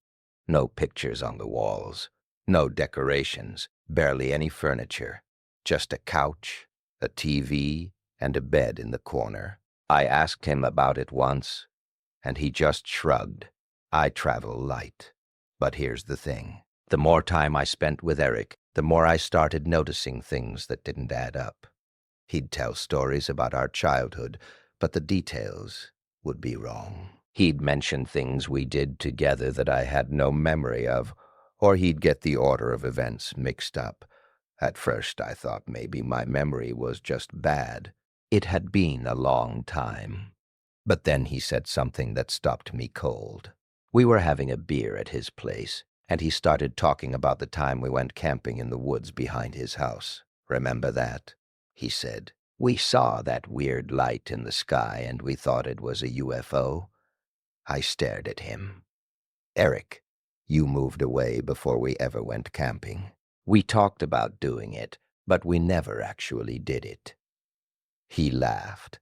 "No, man, we definitely did. I remember it." I didn't push it, but it bothered me. A few days later, I was going through some old boxes in my parents' attic, looking for photos from high school. I found a bunch, and I was flipping through them, feeling nostalgic. And then I found one that made me stop. It was a photo of me and Eric standing in front of his house. We were maybe 14, but there was something wrong with the photo. Eric's face was blurred, not like motion blur, but like someone had smudged it, or like the photo had been damaged. I looked through the other photos. In every single one that Eric was in, his face was blurred or obscured somehow, turned away from the camera, covered by a shadow, just out of focus. In every single one. I felt a creeping sense of unease. I tried to brush it off, but I couldn't. So I did something I probably shouldn't have. I looked Eric up online, social media, public records, anything, and I couldn't find him. No Facebook, no Instagram, no LinkedIn, nothing. It was like he didn't exist. I called his old phone number, the one I still had saved from high school. It was disconnected. I tried to find any information about where his family had moved to, but I came up empty. The next time I saw Eric, I decided to test him. We were at the bar, and I started asking him specific questions about our past. Things only the real Eric would know, and he answered them all correctly, every single one. But something about the way he answered felt off, like he was reading from a script, like he was trying too hard to be convincing. "Eric," I said, leaning in, "where did you move to when your family left?" He looked at me, and for just a split second, that blank expression was back. Then he smiled. "Oregon, Portland, area. What was your address?" His smile didn't waver. "Why do you want to know?" "Just curious." He didn't answer. He took a sip of his beer and changed the subject. I didn't push, but I was scared now. I stopped answering his texts. I stopped making plans with him. I needed space to figure out what was going on. But he didn't stop. He'd text me every day. "Hey, want to hang out? You okay? Miss you, man." The texts felt wrong, too friendly, too insistent. One night he showed up at my apartment. I didn't let him in. I spoke to him through the door. "Eric, I think we need some space." "Why?" he said, and his voice sounded hurt. "Did I do something wrong?" "No, I need time." There was a long silence. Then he said, very quietly, "You don't remember me, do you?" "What? You don't remember?" "Not really. But that's okay. I remember you." I didn't respond. I heard him walk away from the door. I looked through the peephole, and he was gone. I haven't seen him since. But sometimes, late at night, I'll get a text from his number. Just one word: remember. I've tried to figure out what he was, if he was even real. I've gone back through my memories, trying to remember Eric clearly, and the more I try, the less solid those memories feel, like they're fading, or like they were never as real as I thought they were. I think something took the shape of my friend, something that needed me to believe in it. And for a while, I did. But now I don't know what's real. I don't know if Eric ever existed. And that's the worst part. Not knowing if I lost a friend, or if I've been carrying around a memory of someone who was never there. I want to talk about the apartment I lived in during my mid-20s. It was a small one-bedroom on the third floor of an old building downtown. The rent was cheap, which should have been my first clue that something was off, but I was broke and desperate. The landlord was an older man who didn't ask many questions. He handed me the key and told me the lease was month to month. "Just let me know if you need anything," he said. He never made eye contact. The apartment was fine at first. A little drafty, a little outdated, but nothing I couldn't live with. The layout was simple: a small living room, a kitchenette, a bedroom, and a bathroom. The walls were thin, and I could hear my neighbors sometimes, but that's normal for old buildings. About a week after I moved in, I started noticing something strange. There was a door in the hallway between my bedroom and the bathroom. It was just a normal door, painted white, with a handle.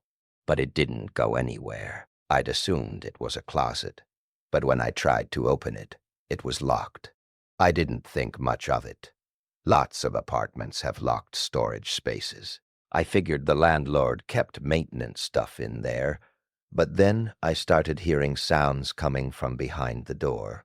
At first, it was just faint creaks, like floorboards settling. Then, it was footsteps, slow, deliberate footsteps, pacing back and forth. I could hear them late at night, when the building was quiet. I pressed my ear to the door once, and I could hear them clearly. Someone was walking in there. I called the landlord. "Hey, there's a locked door in my apartment." "What's in there?" He paused. "Storage. Like I said, if you need anything." "No, I can hear someone in there, walking around. Longer this time." "That's not possible. It's just storage. Can you unlock it?" "No need. You won't be using it." He hung up. I tried calling back, but he didn't answer. The footsteps continued. Every night. Always the same pattern.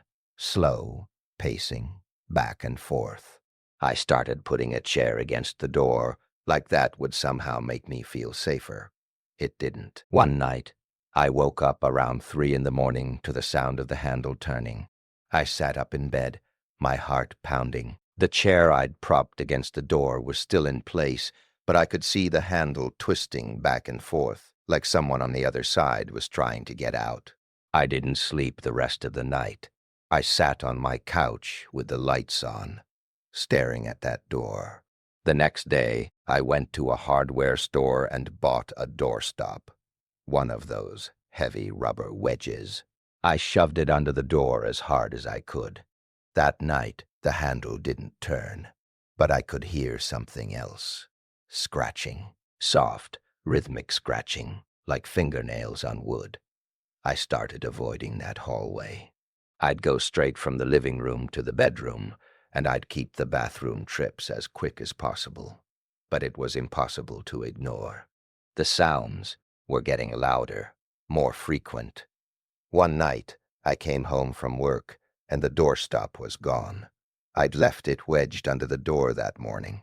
I was sure of it, but now it was just gone. I searched the entire apartment. I couldn't find it anywhere. That night, I heard the footsteps again. And then I heard something else. A voice, muffled, like someone was speaking through the door. I couldn't make out the words, but it was definitely a voice, low and raspy. I packed a bag and stayed at a friend's place for a few days.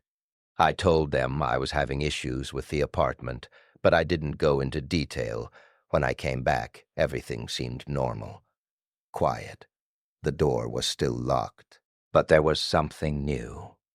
There was a smell, faint at first, but it got stronger over the next few days.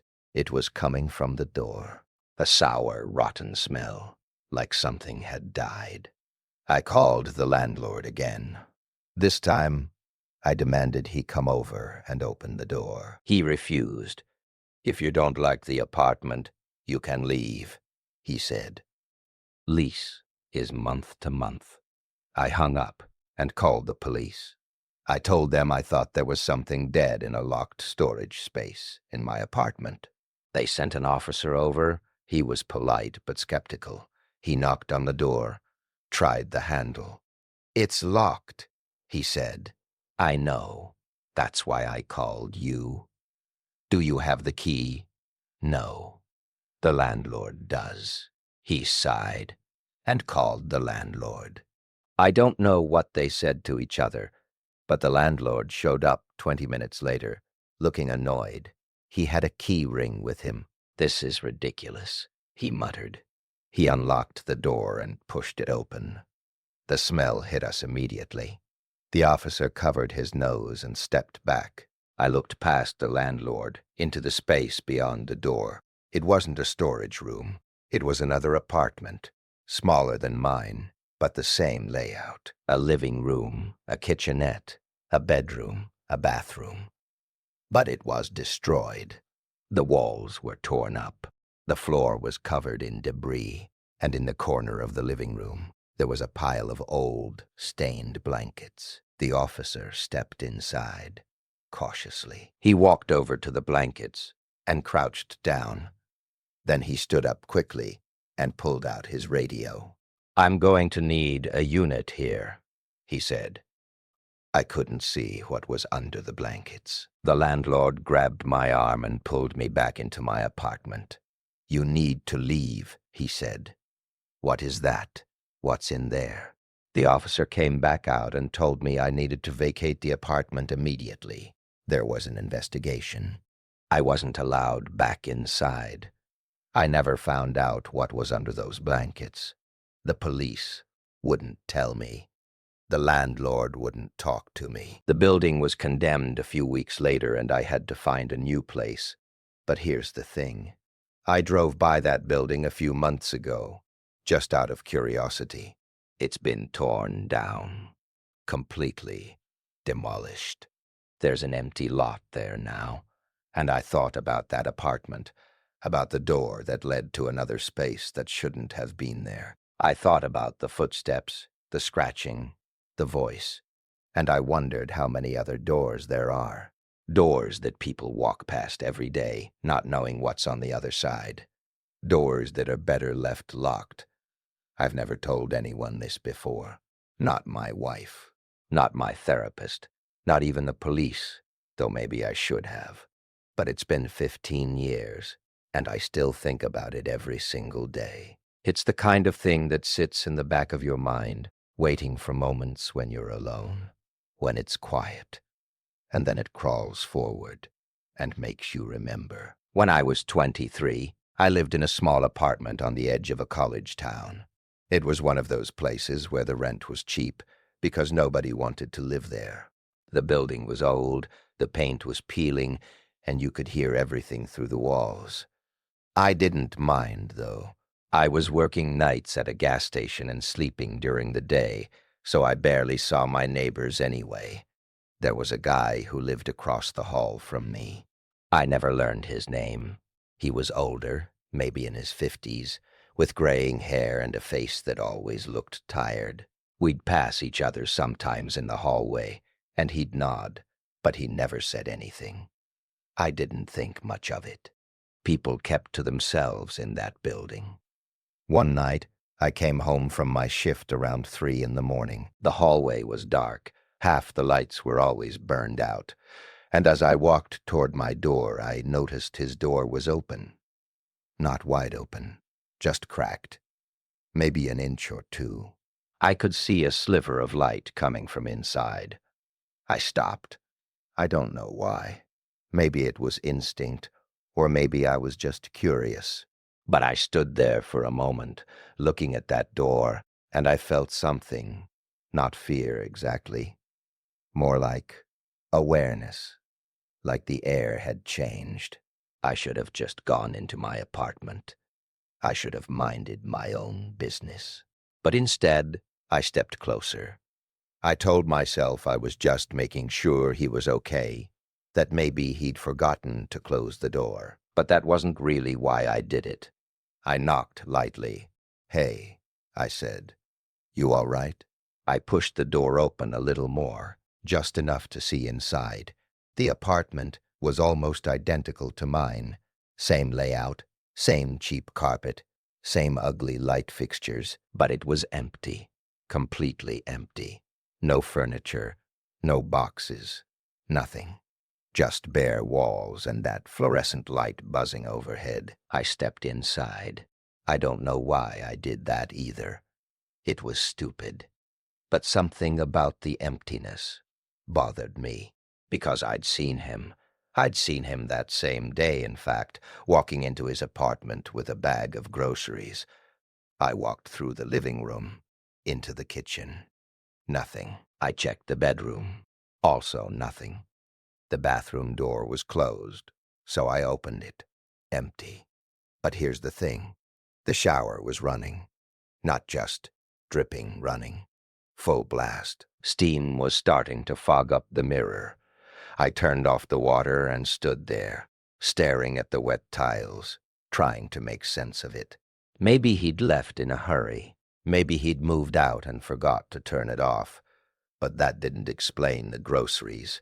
That didn't explain why his door was open. I left the apartment and went back to mine. I locked the door, checked it twice, and went to bed. But I didn't sleep. I kept thinking about that empty apartment, that running shower, the way the light had flickered when I walked in. The next day I saw him again. He was standing in the hallway, right outside his door, just staring at it. He looked different. Thinner, maybe. Paler. He turned and looked at me, and for a second I thought he was going to say something, but he didn't. He just nodded, like always, and walked back inside. I wanted to ask him about the night before. I wanted to ask him where he'd been, why his apartment was empty, why the shower was running. But I didn't. I don't know why. Maybe because part of me didn't want to know. A week later, I came home and saw police cars outside the building. There were 2 officers in the hallway talking to the landlord. I asked what was going on, and the landlord looked at me like I should already know. "The guy across from you," he said. "He's dead. Been dead for 3 days, they think." I felt my stomach drop. What? Heart attack, looks like. They found him in his apartment this morning. I wanted to tell them I'd seen him. I wanted to tell them I'd been in his apartment, that it was empty, that something was wrong. But I didn't. Because if I told them that, they'd ask questions I didn't have answers to. And part of me was afraid of what those answers might be. I moved out 2 weeks later. I couldn't stay there. Every time I walked past that door, I felt it again. That awareness, that sense that something was watching me, waiting for me to understand. And sometimes, late at night when I'm alone, I think about that shower. I think about the steam on the mirror, the water running, the way the tiles glistened under the fluorescent light. And I wonder who turned it on. I used to work as a night security guard at a museum. It was a small museum, the kind that mostly had local history exhibits and a few rotating art displays. The pay wasn't great, but it was easy work. I'd walk around with a flashlight, check the doors, make sure nothing was out of place. Most nights, nothing happened.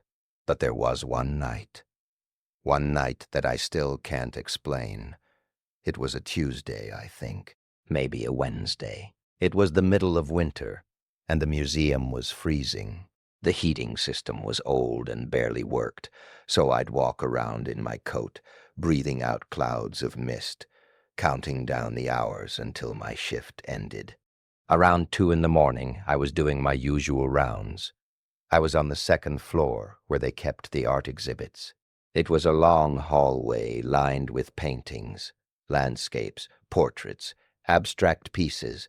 I'd walked past them 100 times before. I knew every single one. But that night, there was a new painting, right in the middle of the hall, between 2 landscapes I recognized. It was a portrait of a woman. She was sitting in a chair, looking directly at the viewer, with her hands folded in her lap. The painting was old, or at least it looked old. The colors were dark and muted, and the woman's face was pale, almost gray. I stopped and stared at it. I didn't remember seeing it before. I didn't remember anyone bringing in new pieces, but I figured maybe they'd hung it earlier that day, and I just hadn't noticed. I moved on. I finished my rounds and went back to the security office on the first floor, but I couldn't stop thinking about that painting. Something about it bothered me. Maybe it was the way the woman was looking at the viewer, or maybe it was the expression on her face. She wasn't smiling, but she wasn't frowning either. She just looked aware. An hour later, I went back upstairs. I told myself I was just checking the locks on the windows, but really, I wanted to see the painting again. When I got to the hallway, I stopped. The painting was different.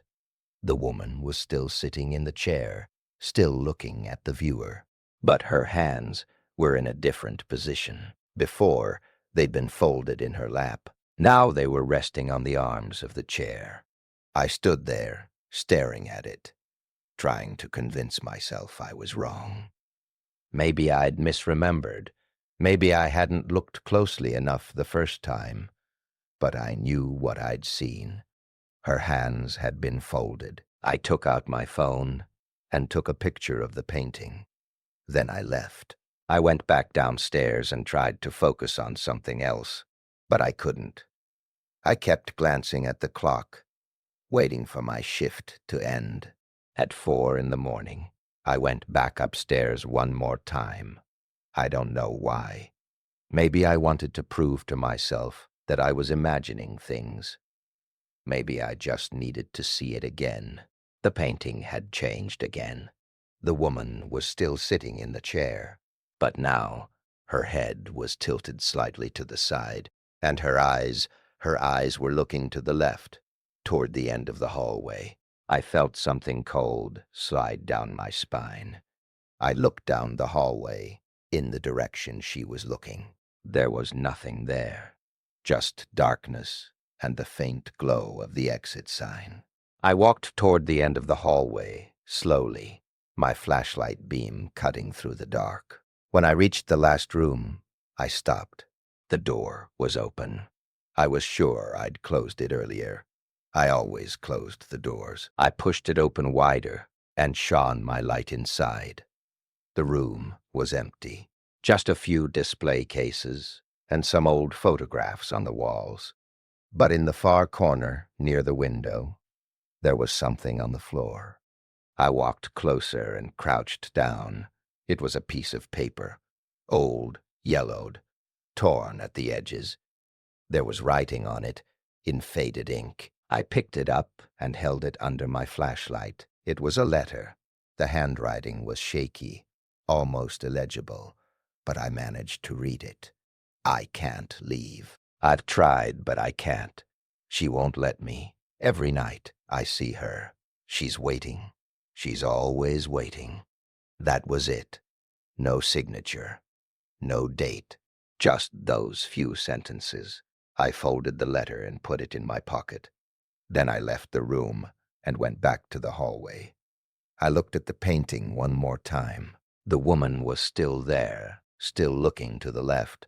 But now her mouth was open, just slightly, like she was about to say something. I didn't go back upstairs for the rest of my shift. I stayed in the security office, door locked, lights on, until 6 in the morning when my replacement arrived. I quit 2 days later. I told them it was for personal reasons. I didn't mention the painting. I didn't mention the letter. I didn't think they'd believe me, but I still have the letter. It's in a drawer in my apartment, folded up in a small envelope. I've thought about throwing it away, but I can't, because sometimes, late at night, I take it out and read it again. And every time I do, I feel like I'm being watched, like something is standing just behind me, waiting for me to turn around. My sister disappeared when I was 12. Her name was Emily. She was 16, and she was the kind of person everyone liked. She was smart, funny, kind. She had a lot of friends, a boyfriend, plans for college. And then one day, she was just gone. It happened on a Saturday. She told my parents she was going to the library to study. She left the house around noon, and that was the last time anyone saw her. When she didn't come home by dinner, my parents started calling her friends. No one had seen her. She hadn't been to the library. Her phone went straight to voicemail. The police searched for weeks. They put up flyers, interviewed her friends, checked security footage from nearby stores, but there was nothing. No evidence.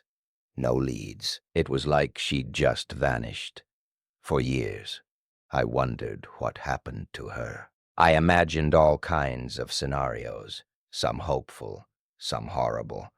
But as I got older, I started to accept that I'd probably never know. People disappear sometimes. That's just the reality. But then, when I was 27, I got a phone call. It was from a detective in a town about 3 hours away. He said they'd found something. He wouldn't tell me what, over the phone. He just asked if I could come in. I drove out the next day. The detective met me at the station and led me into a small office. He sat down across from me and slid a folder across the desk. "We found this in a storage unit," he said. The unit belonged to a man named David Crane. He died 2 weeks ago. Heart attack. When his family was clearing out his things, they found, well, you should see for yourself. I opened the folder. Inside were photographs. Dozens of them, all of Emily. Some were from a distance. Her walking down the street, sitting in a coffee shop, getting into her car. Others were closer, like he'd been standing right next to her. And then there were the ones from inside a room, a small windowless room with concrete walls and a single mattress on the floor. I felt like I was going to be sick. "Is she?" The detective nodded. "We found remains in the storage unit. We're waiting on DNA confirmation, but based on what we know, we believe it's her." I don't remember much after that. I think I cried. I think the detective said something about closure, about finally having answers, but I wasn't listening. I was looking at the photographs, at my sister's face, and all I could think was that she'd been so close, just 3 hours away, for 15 years. The detective let me keep one of the photos. I don't know why I wanted it. Maybe because it was the last picture of her. Maybe because I needed proof that she'd been real, that she'd existed, that she hadn't just disappeared into nothing. I brought the photo home and put it in a drawer. I didn't look at it for a long time. But a few months later, I was cleaning out my desk and I found it again. I took it out and stared at it, really stared at it, for the first time. And that's when I noticed something. In the background of the photo, on the wall behind Emily, there was writing. It was small, barely visible, but it was there. I got a magnifying glass and held it up to the picture. It was a date, written in what looked like pencil or chalk, and the date was from 2 years after she disappeared. I felt my blood go cold. I called the detective and told him what I'd found. He was quiet for a long time. Then he said he'd look into it. He called me back a week later. He said they'd gone back to the storage unit and checked the walls. There were other dates, dozens of them.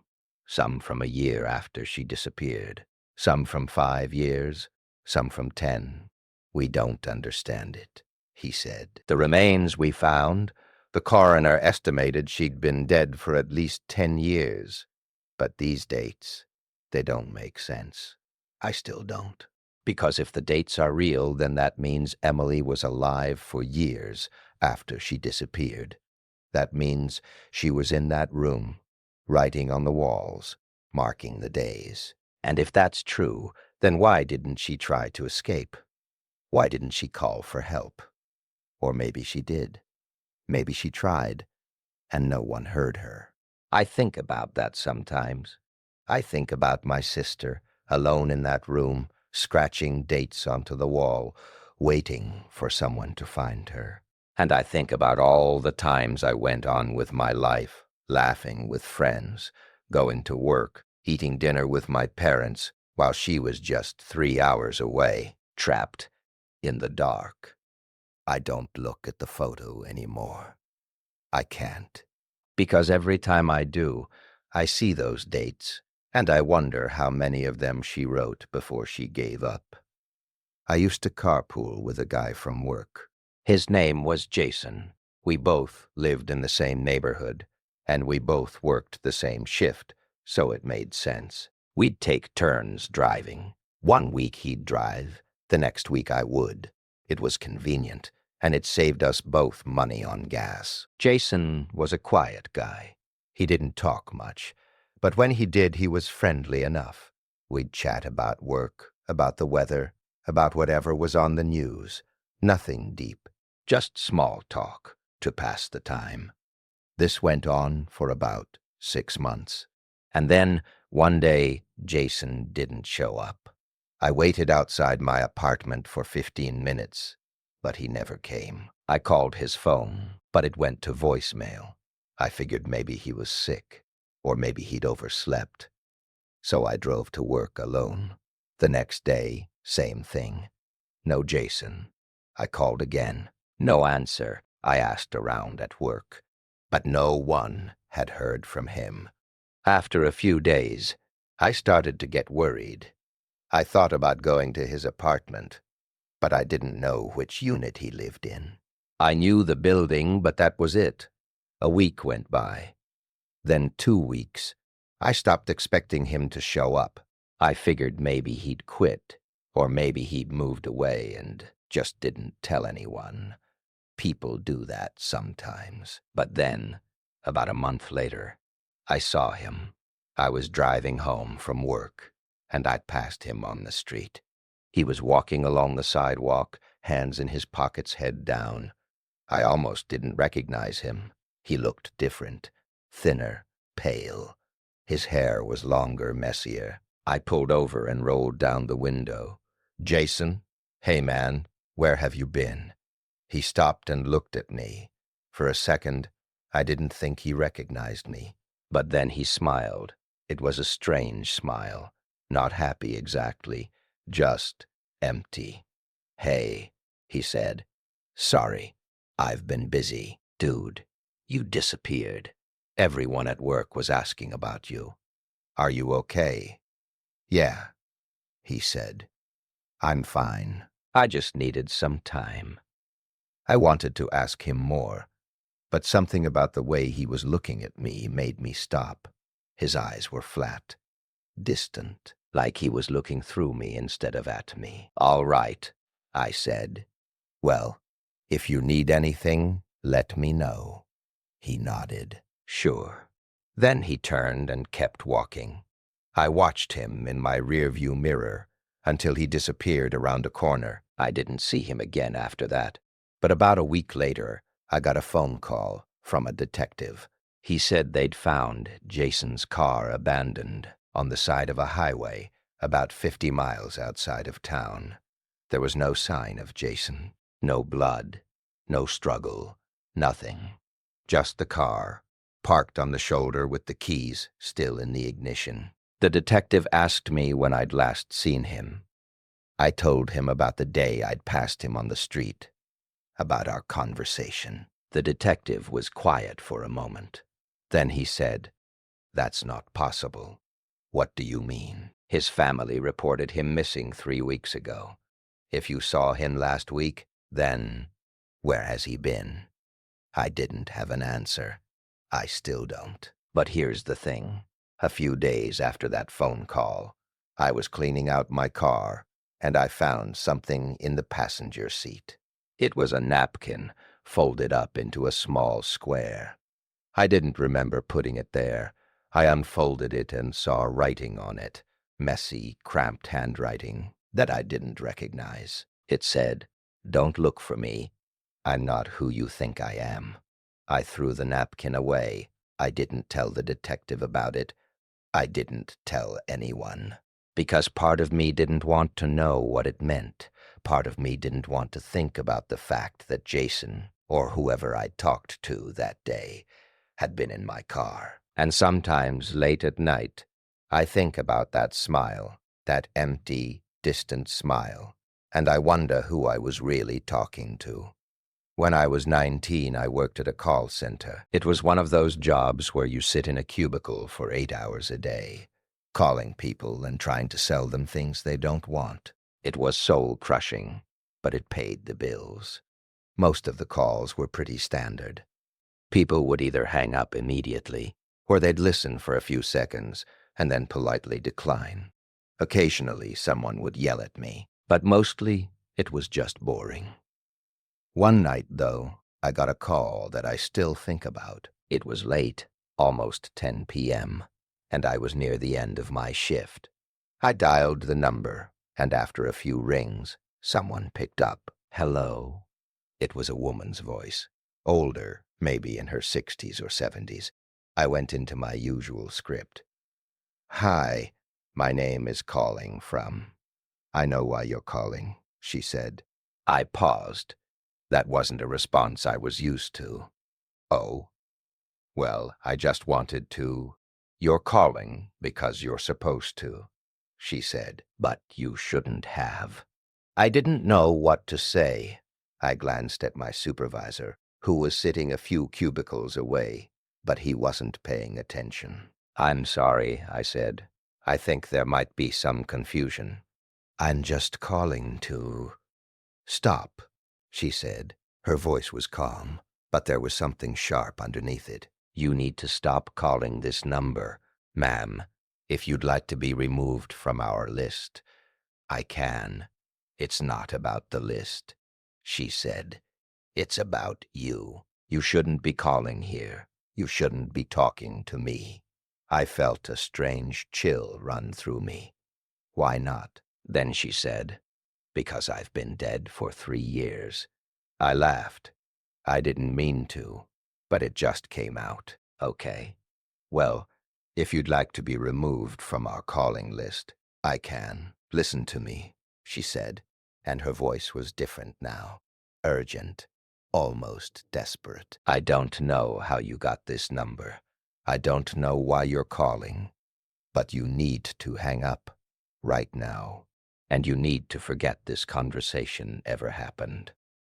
"Ma'am, I hang up." I don't know why. Maybe it was the tone of her voice. Maybe it was the way my hands were shaking. But I hung up, and I sat there for a moment, staring at my phone. Then I looked at the number I'd just called. I wrote it down on a scrap of paper and put it in my pocket. When I got home that night, I couldn't stop thinking about it. I told myself it was just some weird prank, that the woman was messing with me. But I couldn't shake the feeling that something was wrong. I decided to look up the number. I found a reverse phone lookup website and entered it. The result came back almost immediately. The number belonged to a woman named Margaret Hale. And according to the information on the site, Margaret Hale had died 3 years ago. I felt my stomach drop. I clicked on a link that led to an obituary. There was a photo of her, an older woman with white hair and a kind smile. The obituary said she'd passed away peacefully at home, surrounded by family. I closed the laptop and sat there in the dark, trying to make sense of it. Maybe the website was wrong. Maybe it was outdated. Maybe the number had been reassigned to someone else. But the woman on the phone had said she'd been dead for 3 years. 3 years. The exact amount of time since Margaret Hale had died. I didn't sleep that night. I kept thinking about her voice, the way she'd sounded so calm and then so desperate. I kept thinking about the way she'd told me to hang up, to forget. The next day, I went back to work. I didn't tell anyone about the call. I just went through my shift, like normal. But near the end of the day, I pulled up my call log and looked at the number again. It wasn't there. The call wasn't in my log. It was like it had never happened. I checked my pocket for the scrap of paper where I'd written the number. It was gone. I'd put it in my pocket, I was sure of it. But now, It was just gone. I quit that job a week later. I told them it wasn't a good fit. I didn't mention the call. I didn't mention Margaret Hale. I didn't think they'd believe me. But sometimes, late at night, my phone will ring, and when I look at the screen, there's no number, just a blank space where the number should be, and I never answer, because I'm afraid that if I do, I'll hear her voice again, and I'm afraid of what she might say. My grandfather died when I was 25. He was 91, and he'd been sick for a while, so it wasn't unexpected. But it still hurt. He was one of those people who felt permanent, you know, like he'd always be there. After he died, my grandmother asked me to help clean out his study. He'd spent most of his time in there, reading, writing letters, listening to old records. It was a small room lined with bookshelves and filled with the smell of old paper and pipe tobacco. We spent an entire day going through his things. Most of it was just books and letters, things my grandmother wanted to keep or donate. But near the end of the day, I found something strange. It was a box, tucked away in the bottom drawer of his desk. It was wooden, about the size of a shoebox, with a small brass latch. I opened it and found a stack of photographs inside.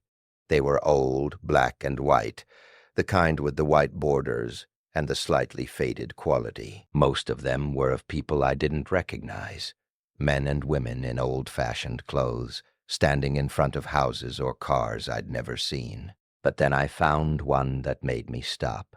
It was a photo of my grandfather. He looked young, maybe in his 30s, standing in front of a house I didn't recognize. And next to him was a woman.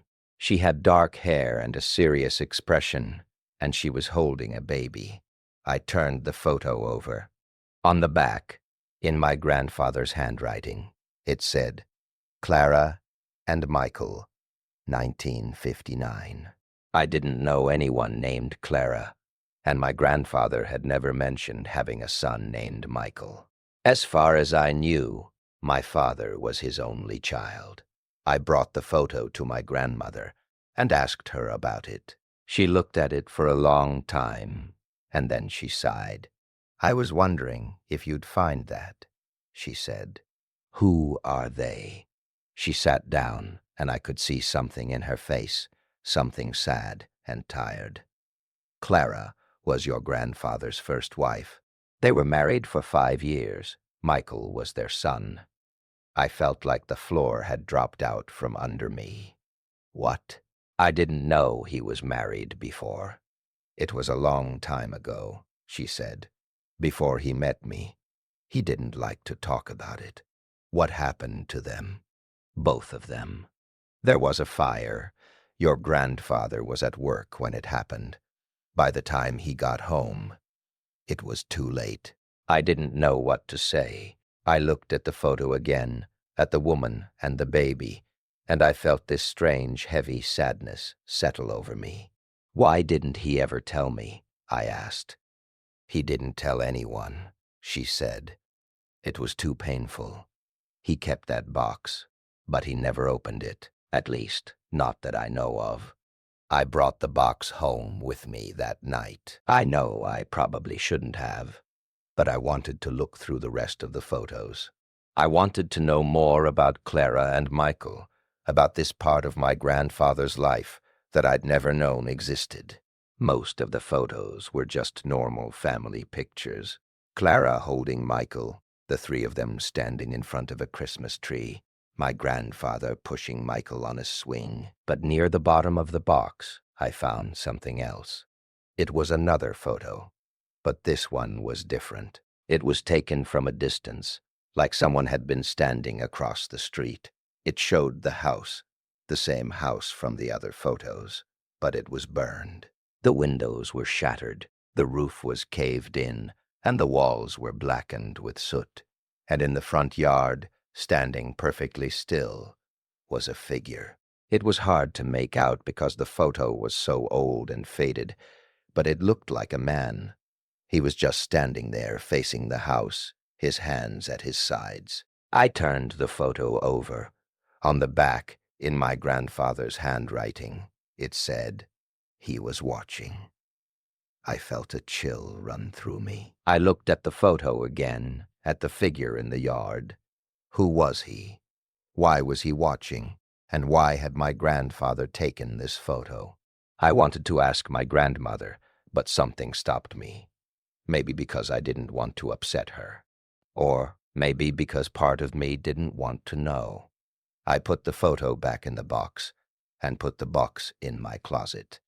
I didn't look at it again for a long time. But a few months later, I had a dream. I was standing in front of a house, the same house from the photos. It was burned and ruined, just like in the picture. And in the front yard, there was a man. He was standing with his back to me, perfectly still. I called out to him, but he didn't move. I started walking toward him, and as I got closer, I realized he was wearing my grandfather's clothes, the same jacket, the same hat. I reached out to touch his shoulder, and he turned around. But it wasn't my grandfather. It was someone else, someone I didn't recognize. His face was blank, expressionless, and his eyes were empty. He opened his mouth, and in my grandfather's voice, he said, "He was watching." I woke up in a cold sweat. I checked the time. It was 3 in the morning. I got out of bed and went to my closet. I pulled out the box and opened it. I took out the photo of the burned house and stared at the figure in the yard. And that's when I noticed something I hadn't seen before. The figure wasn't just standing in the yard. He was looking at the camera, directly at the camera, like he knew my grandfather was there, like he was waiting for him to take the photo. I put the photo back in the box and closed it. I haven't opened it since. I don't think I ever will, because sometimes, late at night, I dream about that house. I dream about the figure in the yard, and I wonder if he's still there, standing in front of the ruins, waiting for someone to come back, waiting for someone to see him. And I wonder if my grandfather saw him too, if that's why he kept that photo, if that's why he never talked about Clara and Michael, because he knew that something had been watching, and maybe it still is. I used to work night shifts at a call center, not the glamorous kind, just insurance claims, people calling in about fender benders and broken windows. The building was downtown, one of those old converted warehouses with exposed brick and too much empty space. Our floor was the third one, and during the graveyard shift, it was just me and maybe 2 other people scattered across a sea of cubicles. The thing about working nights is that you start noticing things you wouldn't otherwise, little things. The hum of the fluorescent lights becomes a kind of companion. You learn which floorboards creak. You memorize the rhythm of the building settling. It becomes a language. There was this one cubicle, about 4 rows down from mine, that I started noticing around my 2nd month. I'd see it when I got up to stretch or grab coffee from the break room. It was empty, like all the others, but something about it felt occupied. I can't explain it better than that. The chair was always pushed in neatly. The desk was clean, but there was a coffee mug there, plain white ceramic, and it was never in the same spot, twice. I mentioned it once to Derek, one of the other night shift guys. He laughed it off, said the cleaning crew probably moved it, but the cleaning crew came at 11, right after we clocked in. I'd started paying attention. That mug moved during the shift. One night, maybe 2 months in, I got up around 3 in the morning to use the restroom. The floor was dead quiet. My co-workers were both on calls, their voices low murmurs in the distance. I walked past that cubicle, and the mug was near the edge of the desk. I stopped. I don't know why. I just stood there looking at it. It was still warm. I didn't touch it. I didn't want to, but I could see the faint steam rising from it, barely visible under the flat, white light. My heart started doing this thing where it beats hard but slow, like it's forgetting how. I looked around. No one. Nothing. Just the hum of computers and the distant sound of Derek's voice saying something about deductibles. I went to the restroom and came back. The mug had been moved to the other side of the desk. I didn't go near that cubicle again for a week. I took a different route to the break room. I kept my head down, but I couldn't stop thinking about it. The warmth of that mug. The idea that something was there, making coffee, sitting in that chair, while I was just a few rows away. One night, my computer froze during a call. The client was upset, going on about how their claim had been denied, and right in the middle of me trying to explain the appeals process, my screen just locked. Black. I put the caller on hold and tried restarting, but nothing worked. I radioed IT. Yeah, we still used radios, and they said they'd send someone up. While I waited, I could hear something. Faint. Like typing. I thought maybe Derek or the other girl, Shanice, were just working. But when I looked up, both of their stations were dark. They were on break. I was alone on the floor. The typing continued. Steady, rhythmic, coming from the direction of that cubicle. I stood up. I don't know why I did that. Every part of me was screaming to sit back down and wait for IT, but I stood up and I walked toward the sound. 4 rows down. The lights above flickered once, barely, just enough to make my stomach drop. When I reached the cubicle, the typing stopped. The chair was pulled out. The mug was there, dead center of the desk, and the computer screen was on. Bright, blue. The login screen. The cursor blinked in the password field. I looked at the keyboard. The keys were slightly depressed, like someone had just been typing. I could feel the heat coming off them. I backed away, slowly. I didn't run. I don't know why I didn't run. I just walked back to my desk, sat down, and stared at my black screen until the IT guy showed up 20 minutes later. He fixed it in 30 seconds, said it was a software glitch. I never told him what I saw, but it didn't stop. The mug kept moving. The chair was always in a different position. Some nights, I'd hear the typing again. Always around 3. Always from that cubicle. I started timing my breaks to avoid walking past it. I'd go the long way around, past the emergency exit, even though it added 5 minutes to the trip. Then one night, about a month before I quit, I came in for my shift, and the cubicle was different. There was a nameplate on the desk. I hadn't noticed it before, or maybe it hadn't been there. It was one of those cheap plastic ones, the kind you slide a paper label into. The label had a name on it. My name. I stood there for a long time staring at it. My first and last name, printed in that generic office font. I looked around. The floor was empty. I was early. No one else had clocked in yet. I walked to my cubicle, my actual cubicle. My nameplate was gone. I don't remember much about the rest of that shift. I think I took calls. I think I went through the motions, but my hands were shaking the whole time, and I kept looking over my shoulder, expecting to see someone sitting in my chair in the cubicle that used to be mine.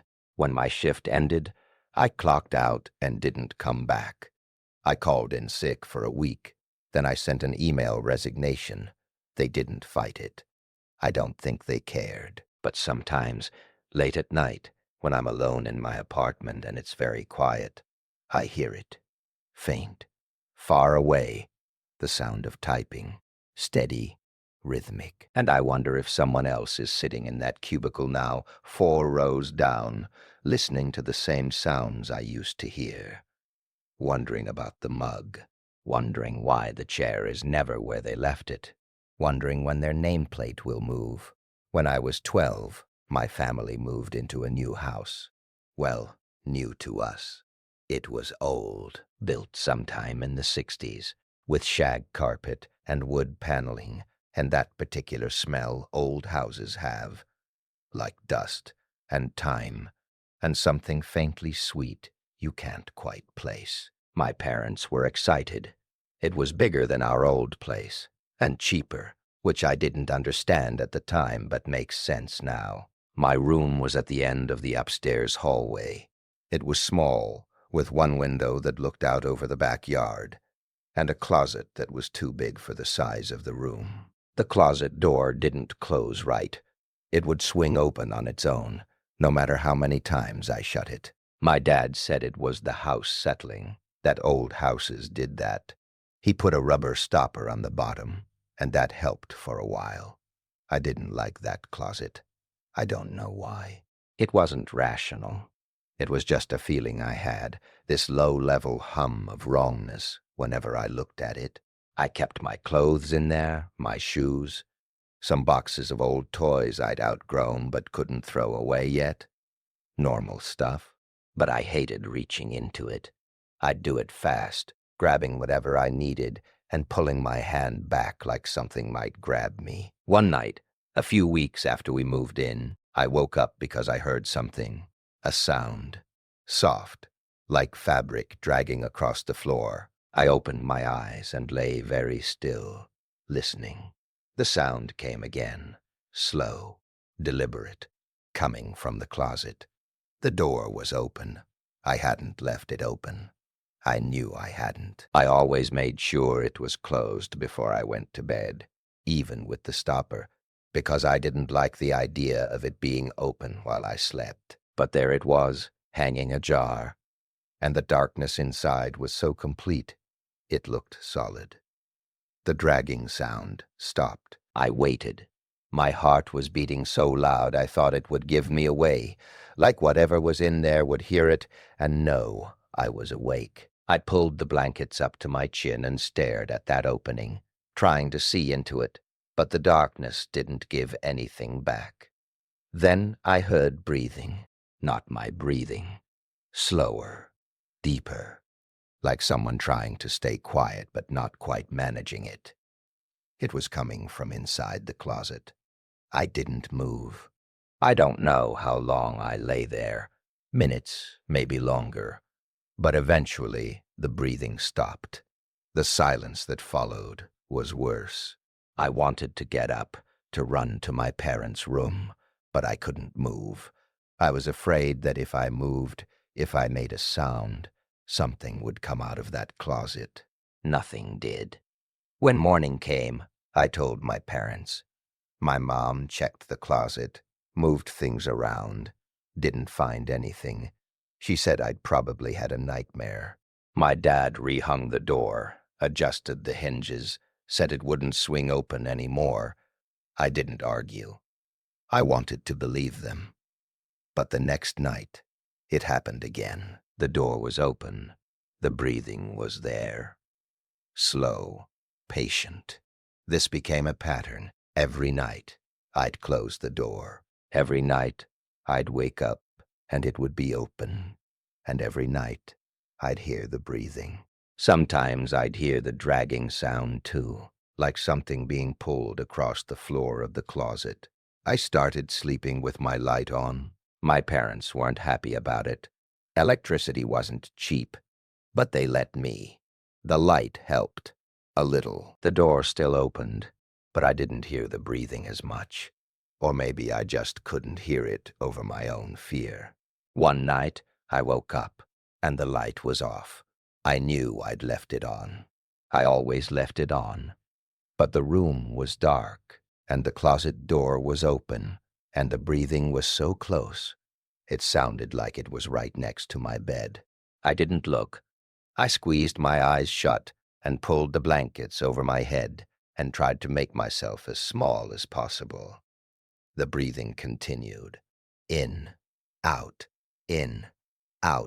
steady. And then I felt it, the mattress shifting. like someone had sat down on the edge of my bed. The weight was real. I could feel the springs compress, feel the tilt of my body toward that spot. I didn't move. I didn't breathe. I waited for something to happen, for a hand to reach out, for a voice to speak. But nothing came, just the weight and the breathing. It stayed there for a long time. I don't know how long. Eventually, I must have fallen asleep, because the next thing I knew, it was morning, and the light was back on, and the closet door was closed. I didn't tell my parents about that night. I don't know why. Maybe I thought they wouldn't believe me. Maybe I was afraid of what it would mean if they did. But I started avoiding my room. I'd stay downstairs as long as possible, doing homework at the kitchen table, watching TV until my parents made me go to bed. When I finally had to go upstairs, I'd get ready as fast as I could and dive under the covers, and I wouldn't move until morning. The breathing continued every night, sometimes faint, sometimes close, and the door was always open, no matter what my dad did to fix it. A few months later, I was digging around in the basement looking for something. I don't remember what. And I found a box of old newspapers. They were from the 70s, yellowed and brittle, and most of them were just normal stuff. Local news, ads. But one of them had a story about our street, about our house. A girl had died there. She was 12, my age. She'd been sick, some kind of respiratory thing that got worse and worse until she couldn't breathe anymore. They found her in her bedroom, in the closet. She'd gone in there during the night, for some reason no one could figure out. And she'd collapsed. They didn't find her until the next morning. The article didn't say which room, but I knew it was mine. I moved out of that room the next day. Told my parents I wanted to switch with my younger brother, that his room got better light or some excuse like that. They didn't understand, but they let me. My brother didn't last a month in there before he asked to switch back. He wouldn't say why, he just said he didn't like it. We moved out of that house 2 years later. I've never been back. But sometimes, when I'm falling asleep in a quiet room, I hear it. Faint, distant. The sound of someone breathing, slow, patient, waiting for me to close my eyes. I used to drive for a rideshare company. Late nights, mostly. The money was better, and I liked the quiet. Fewer people on the road. Fewer complications. Just me, the car, and whatever podcast or playlist I had queued up. One night around 2 in the morning, I got a ping for a pickup in a residential neighborhood on the east side of town. The kind of neighborhood where the houses are big and spaced far apart, with long driveways and old trees that block out the streetlights. I'd been out there before. Quiet area, usually just people coming home from the airport or a late shift. The pin dropped me at the end of a cul-de-sac. There was a house there, set back from the road, barely visible through the trees. No lights on. I pulled up to the curb and waited. The app said the passenger's name was Laura. No profile picture. 4.8 rating. Fine. Normal. I waited 5 minutes. No one came out. I sent a text through the app. I'm here. No response. I called. It rang 4 times and went to voicemail. I was about to cancel the ride when I saw movement. A figure came out from the side of the house, walking quickly toward the car. I unlocked the doors. She got in the back seat. Mid-30s, maybe. Long, dark hair. She was wearing a sweater that looked too heavy for the weather, and she was holding her phone in both hands, like she was clutching it. She didn't say anything, didn't look up. "Laura?"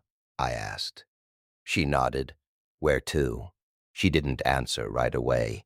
She just stared at her phone. I glanced at the app, but the destination hadn't loaded yet. Sometimes that happens. Glitchy service, old phone, whatever. I waited. Just drive, she said finally. Her voice was quiet, flat.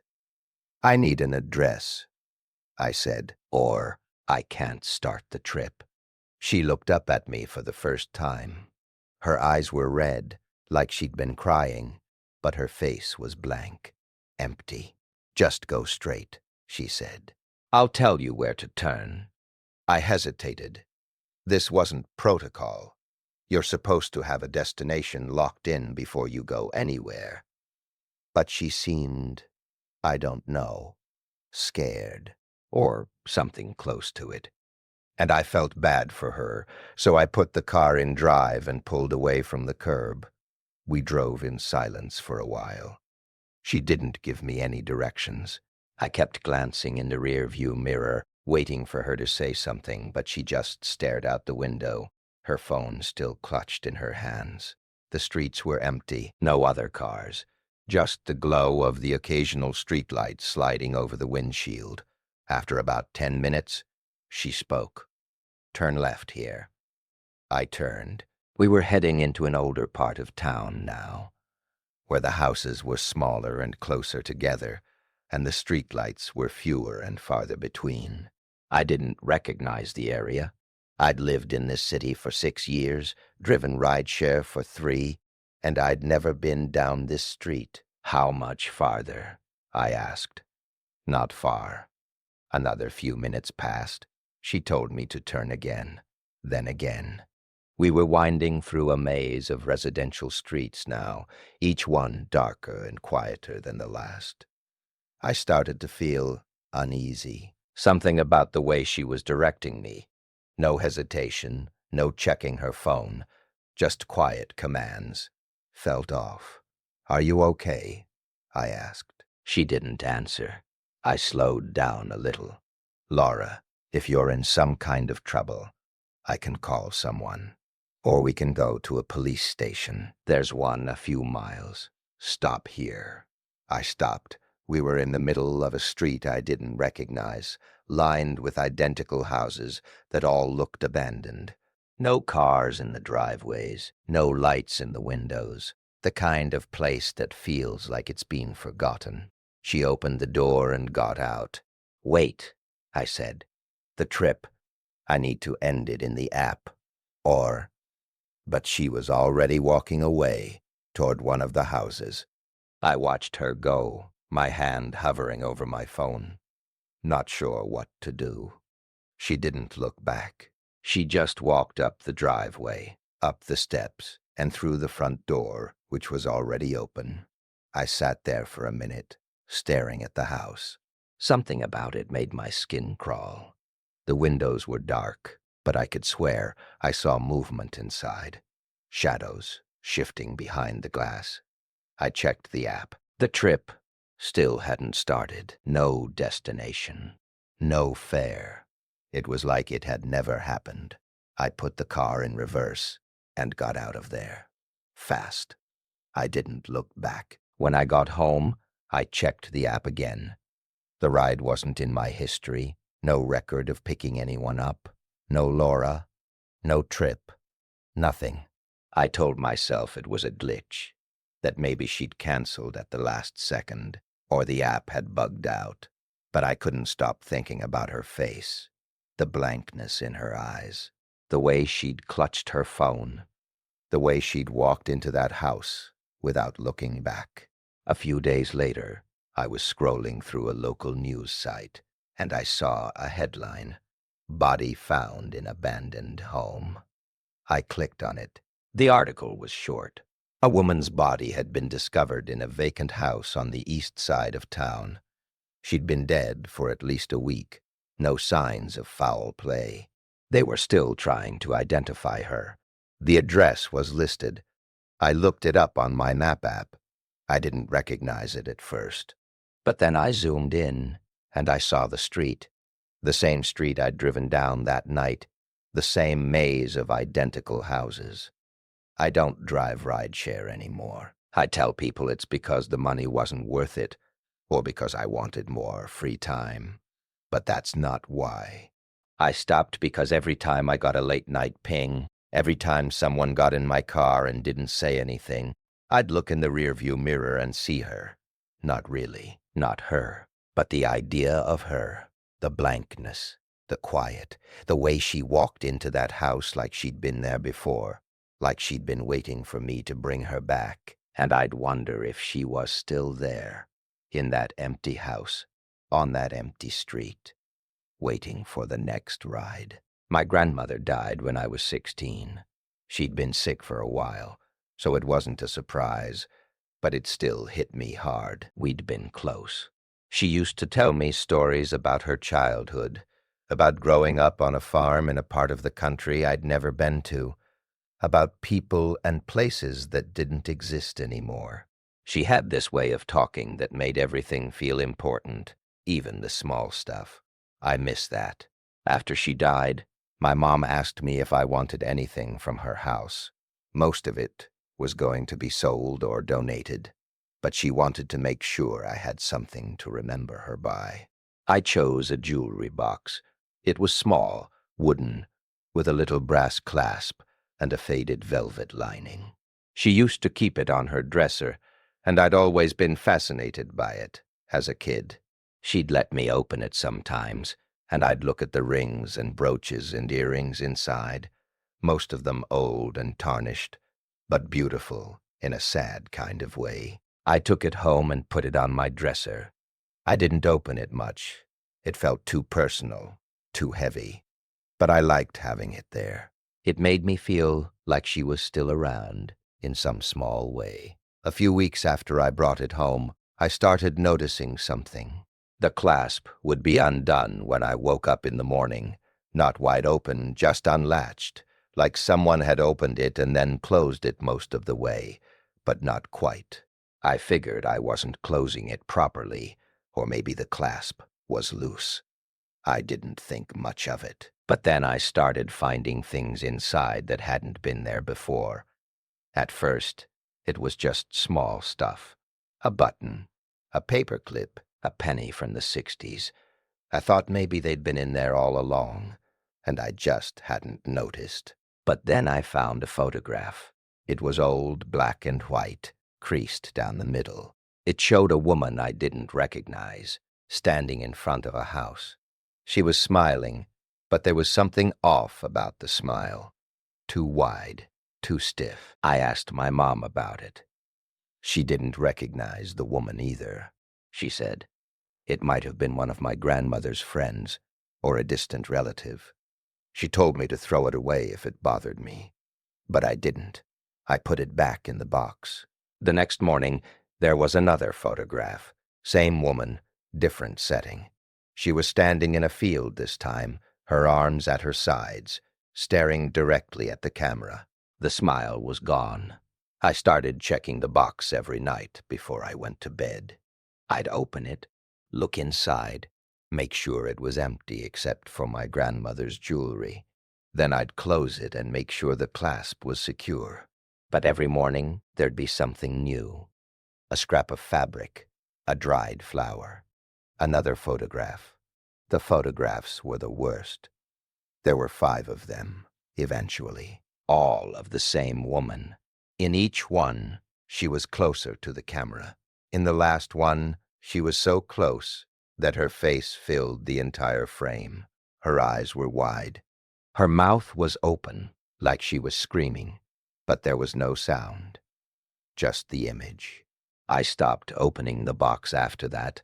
I thought about throwing it away, but I couldn't bring myself to do it. It was my grandmother's. It was all I had left of her. One night I had a dream. I was in my grandmother's house, walking through the rooms. Everything was the same as I remembered, but quieter, emptier. I went upstairs to her bedroom, and the jewelry box was there on the dresser, open. Inside, there was a mirror. I looked into it, and I saw the woman from the photographs. She was standing behind me. I turned around, but no one was there. When I woke up, the box was open. The photographs were gone. In their place, there was a single piece of paper, folded in half. I picked it up with shaking hands and unfolded it. It was a note, written in handwriting I didn't recognize. It said, "She's been waiting for you." I threw the box away that day. I didn't tell my mom. I didn't tell anyone. I just put it in a trash bag and left it on the curb, and I tried to forget about it. But I still think about it sometimes. About the woman in the photographs. About the note. About the dream.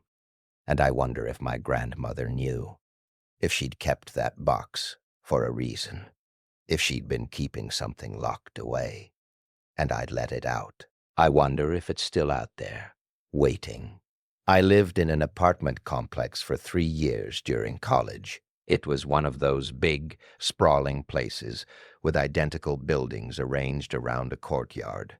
Cheap rent, thin walls. You could hear your neighbors' conversations, their footsteps, their lives bleeding into yours whether you wanted it or not. I didn't mind. It was part of the deal. My apartment was on the 2nd floor, at the end of a hallway. There were 4 units on my floor, and I knew my neighbors in that vague, polite way you know people you pass in hallways. The guy next to me was a grad student who kept weird hours. The couple across the hall fought sometimes, but seemed okay. The unit next to them was empty for most of the time I lived there. Then someone moved in. I didn't see them move in. I just started noticing things. The door to that unit would be open sometimes when I came home, just a crack, like someone had stepped out and forgotten to close it. I'd hear sounds at night, footsteps mostly, pacing back and forth. Sometimes I'd hear water running. Normal stuff, the kind of sounds you tune out after a while. But there was something else, a smell. It started faint, just a whiff of something unpleasant when I walked past that unit, sweet and rotten at the same time, like fruit left out too long. I thought maybe it was trash or a plumbing issue. I mentioned it to the building manager, and he said he'd look into it.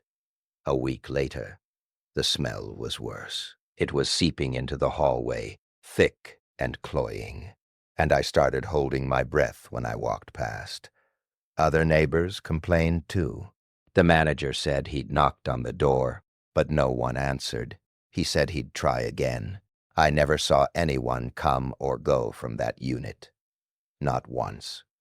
But the sounds continued. Footsteps, water, and sometimes, late at night, I'd hear something else.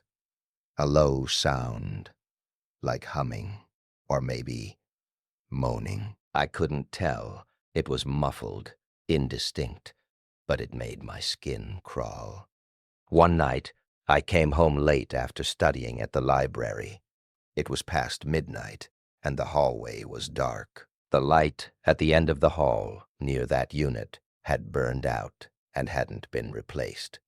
I walked toward my door, fumbling for my keys, and I noticed something. The door to that unit was open. Not just cracked this time, wide open. I stopped. I don't know why. I should have just gone into my apartment and minded my business. But I stood there looking into that open doorway, and I felt this pull, this need to know. I stepped closer. The smell was overwhelming now, thick enough to taste. I pulled my shirt over my nose and peered inside. The apartment was empty, completely empty. No furniture, no belongings, just bare walls and carpet. But the smell was coming from in there, and it was so strong I could feel it in my chest pressing down. I saw something in the corner of the room. A shape. Dark. Huddled. I couldn't make out what it was. The light from the hallway didn't reach that far. I took a step inside. I don't know why I did that. Every part of me was screaming to leave, but I took a step inside, and then another, and the shape in the corner moved. It unfolded, slowly, like it was waking up. and I realized it wasn't a shape. It was a person, crouched in the corner, their back to me. I froze. My hand went to my pocket, reaching for my phone, but I couldn't look away. The person didn't turn around. They just stayed there, crouched, their shoulders rising and falling with slow, deliberate breaths. Then they spoke. "You shouldn't be here." The voice was wet, thick, like their mouth was full of something. I backed out of the apartment. Fast. I didn't run, but I moved, and I shut my door behind me and locked it and stood there in the dark of my own apartment, listening. I could hear footsteps in the hallway, slow, heavy. They stopped outside my door. I didn't move. I didn't breathe. I just stood there, staring at the door, waiting. The footsteps moved away, back down the hall, back into that unit, and then the door closed. I called the building manager the next morning, told him what I'd seen. He said he'd check it out. A few hours later, he called me back. He said the unit was empty, completely empty. No one had been inside. He said the door had been locked. He said I must have been mistaken. But I know what I saw. I know what I heard. I moved out 2 months later, found a place across town.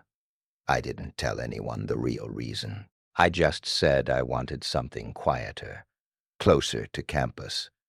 But sometimes, late at night, I think about that unit, about the person in the corner, about the way they moved, the way they spoke, and I wonder if they're still there, crouched in the corner of an empty room, waiting for someone to come inside, waiting for someone who won't leave. When I was 19, I worked at a gas station on the edge of town. It was one of those 24-hour places, the kind that's always fluorescent bright no matter what time it is, with aisles of chips and candy and motor oil, and a bathroom you have to get a key for. I worked the overnight shift, 11 to 7, and most nights were quiet, truckers stopping for coffee, insomniacs buying cigarettes, the occasional cop filling up. Nothing strange. The station was next to a stretch of highway that didn't get much traffic at night. Beyond the parking lot, there was nothing but trees and darkness, no streetlights, no houses, just the road and the woods and the hum of the refrigerators inside. There was a regular who came in most nights around 3. An older man, maybe 60, with gray hair and a lined face. He never bought anything. He'd just come in, walk around the store once, and leave. I asked him once if he was looking for something, and he said no, just stretching his legs. I figured he was a trucker taking a break, or someone who couldn't sleep. I didn't push it. But one night, he came in, and he looked different. His face was pale, and his hands were shaking. He walked up to the counter and leaned on it like he needed the support. "You okay?" I asked. He stared at me for a long moment. Then he said, "Don't go outside tonight." I blinked. "What? Don't go outside?"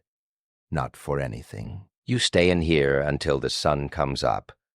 He turned and walked out before I could say anything else.